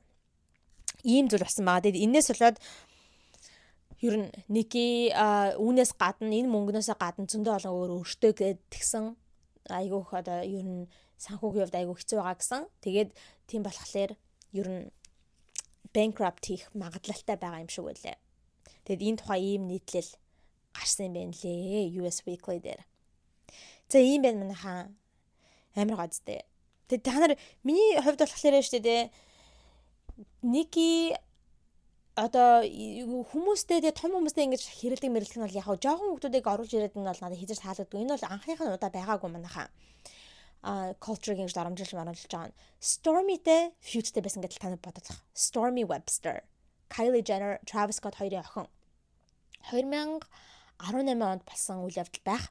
Энэ нь болохоор яг тэр үед Nicki өөрийнхөө альбомыг цомгоо ингээ гаргачаад тэгсэн чинь тэрнийхэн дараах нь удалгүй Travis Scott өөрийнхөө Astroworld гэдэг цомгийг гаргасан байна. Тэгсэн чинь Astroworld-ийн одоо зарлалт нь альбомныхын зарлалт нь Nicki-гийнхаас илүү их болоо явчихж байгаа байхгүй юу.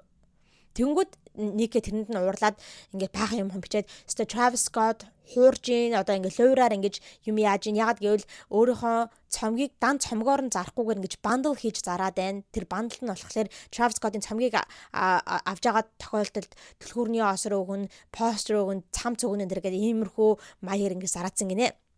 Тэнгүүд наадах юм бол зөвхөн цомноос гарч ирж байгаа орлого те sale биш ингээд merch зараад байгаа болохоор ингээд тэр нь одоо зарлалтанд нь тооцогдоод наадах ч гэсэн шудраг бус байна гэж баахан юм яриад. Гэтэ хамгийн сонирхолтой нь Ник ч гэсэндээ өөр нь тийм хийдэг байсан. Ингэж бандл хийсэн зүйлүүдийг өөрөө хийдэг байсан.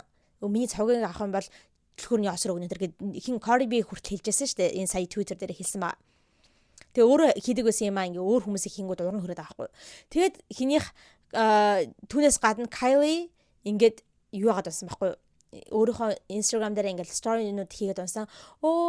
Astroworld тоглолтын дээр ирэх юм бол ирээрээ хүмүүсээ хин Stormy Butler очиод үзэн шүү. Дэргээд тиймэрхүү story-нууд хийсэн гэж байгаа байхгүй юу? Тэгэнгүүт хүмүүс Kylie Jenner Stormy 2 тоглолтын дээр нь очих юм бол бид нар ингээд тоглолтын дээр харчиж магадгүй гэл ингээд улам ингээд хүмүүс очно л гэж бодсон юм шиг байгаа. Тийм учраас Nicki ингээд те ёо яста бүр ингээд өөрийнхөө тоглолтыг цомгоо өөрөө зарч чадахгүй болохоор Kylie болон Stormy-г ашиглаж ингээд хүмүүсээр улам ингээд тоглолтоо заруулж ингээд Travis Scott руу амирх дайрсан байгаа байхгүй. Тэгээд ингээд Stormy-тэй хүмүүс энийг нь бол Stormy-тэй хийсэн ингээд feud ингэж ярьдаг. Stormy лөө ингээд юм яриад байгаа байхгүй. Тэгээд айгүй энэтэй нэ шүү дээ. Яг тэр жил нэг Music Awards гэсэн маа VMA байсан уу? VMA байсан шиг санагдаж байна. Ямар ч байсан улаан авсны ясал дээр ингээд явж исэн. Тэгсэн чинь Kylie ингээд явж байгаа ах энэ талаас ирж байгаа. Тэгсэн чинь ингээд харсан чинь яг энүүхэнд нь Nicki ингээд зогсоод зураг мураг авахулж ирснийг харангууд Kylie олоод харчихсан. Тэгээ айгаад буцаад явъя гэж буцаад явж байгаа нь харагддаг. Nicki-тэй ерөөсөө ингээд interact хийхийг хүсээгүй Kylie айгаад яг л өөрлөө дайраад өөрийнх нь одоо найз залуу руу Travis Scott руу дайраад өөрийнх нь хүүхд мөхтөд рүү дайраадсан болохоор те Stormy руу дайраадсан болохоор бүр ингээ айгаад өөр тийш явж исэн баа. Гэх мэтчлэндээ нэг аягуулсан ингээ жоохон хүүхдүүдтэй ингээ dismiss хийгээд идэг аягүй сонио. Like just keep it between adults. Тэ зүгээр л том хүмүүстэй л ингээ над хэрүүлээ хийгэж бодоод байгаа. За тэгээд түүнээс гадна Nicki яг ингээл Cardi-г альбомоо гаргаад эхэлсэн чинь гэгүнтхэн пост хийгээл унсан. Миний шинэ альбом 3 сард гарнаа. Тэгээ 3 сарын 26 оны 3 сард гарнаа. Би tour хийнэ. Тэр гал баахан ингээл юм ингээл яриа авчихсан. Тэгээ хүмүүс яагаад заавал одоо Cardi-г ингээд юм гаргаж ирэнгүүт нь тэрийг ярьж байгаа ингээл те. Тэгснээс сүүлд дараад нэг баахан Twitter-ын тэр юм босныхаа дараагаар нэг фэнүүдээ айлгаад байгаа юм яагаад. За би ерөөсө боллоо. Би өстө альбомооч гаргахаа боллоо. Тэгээд юугаач яхаа боллоо. Tour хийхээ боллоо. Гэт ингээ хүнийг ингээд шантаацлаад байгаа юм шиг өөрийнхөө фэнүүдийг аягүй сони юм хийсэн. Тэгэд яажсан. Nicki өөрийнхөө Instagram-ыг deactivate хийчихсэн. Одоо ингээ Nicki-гийн Instagram гарч ирэхгүй байгаа. Deactivate хийчихсэн учраас. Тэр тоглолт моглолт болчихсон гэсэн. Хийхээ боллоо гэсэн. Тэгээ бас нэг одоо сүлд ярих нэг мэдээлэл ингээд гэх юм бол одоо та нар мэдж байгаа бол Nicki-гийн Bees in the Trap гэдэг дуу нь бараг 13 жил өмнө гарч ирсэн дуу те. Тэрхүү дуу нь нэг өөр нэг дуутай ингээд remix болоод яг юун дээр TikTok дээр амар viral trend болоо явж байгаа штэ те. Тэгсэн чинь тэрийг нь харчгаад Cardi-гийн л уран хүрсэн юм шиг байгаа. Тэрэн дээр бас ингээд амар их ингээд тэрэнд юм битсэн гэдгсэн. Тэгээ энэ хоёуланд нь өөр өөрсөнд асуудал байгаа байхгүй те. Айгу ядаргаатай. Энэ бол never ending feud гэж бодож ин хизээж дуусахгүй тийм одоо feud хэрүүл уруул beef гэж бодож байна. Тэгээ та нар энэ асуудлууд дээр юу гэж бодож байна? Альныхын талд орохоор байна? Эсвэл альныхын талд ч орохооргүй байна уу?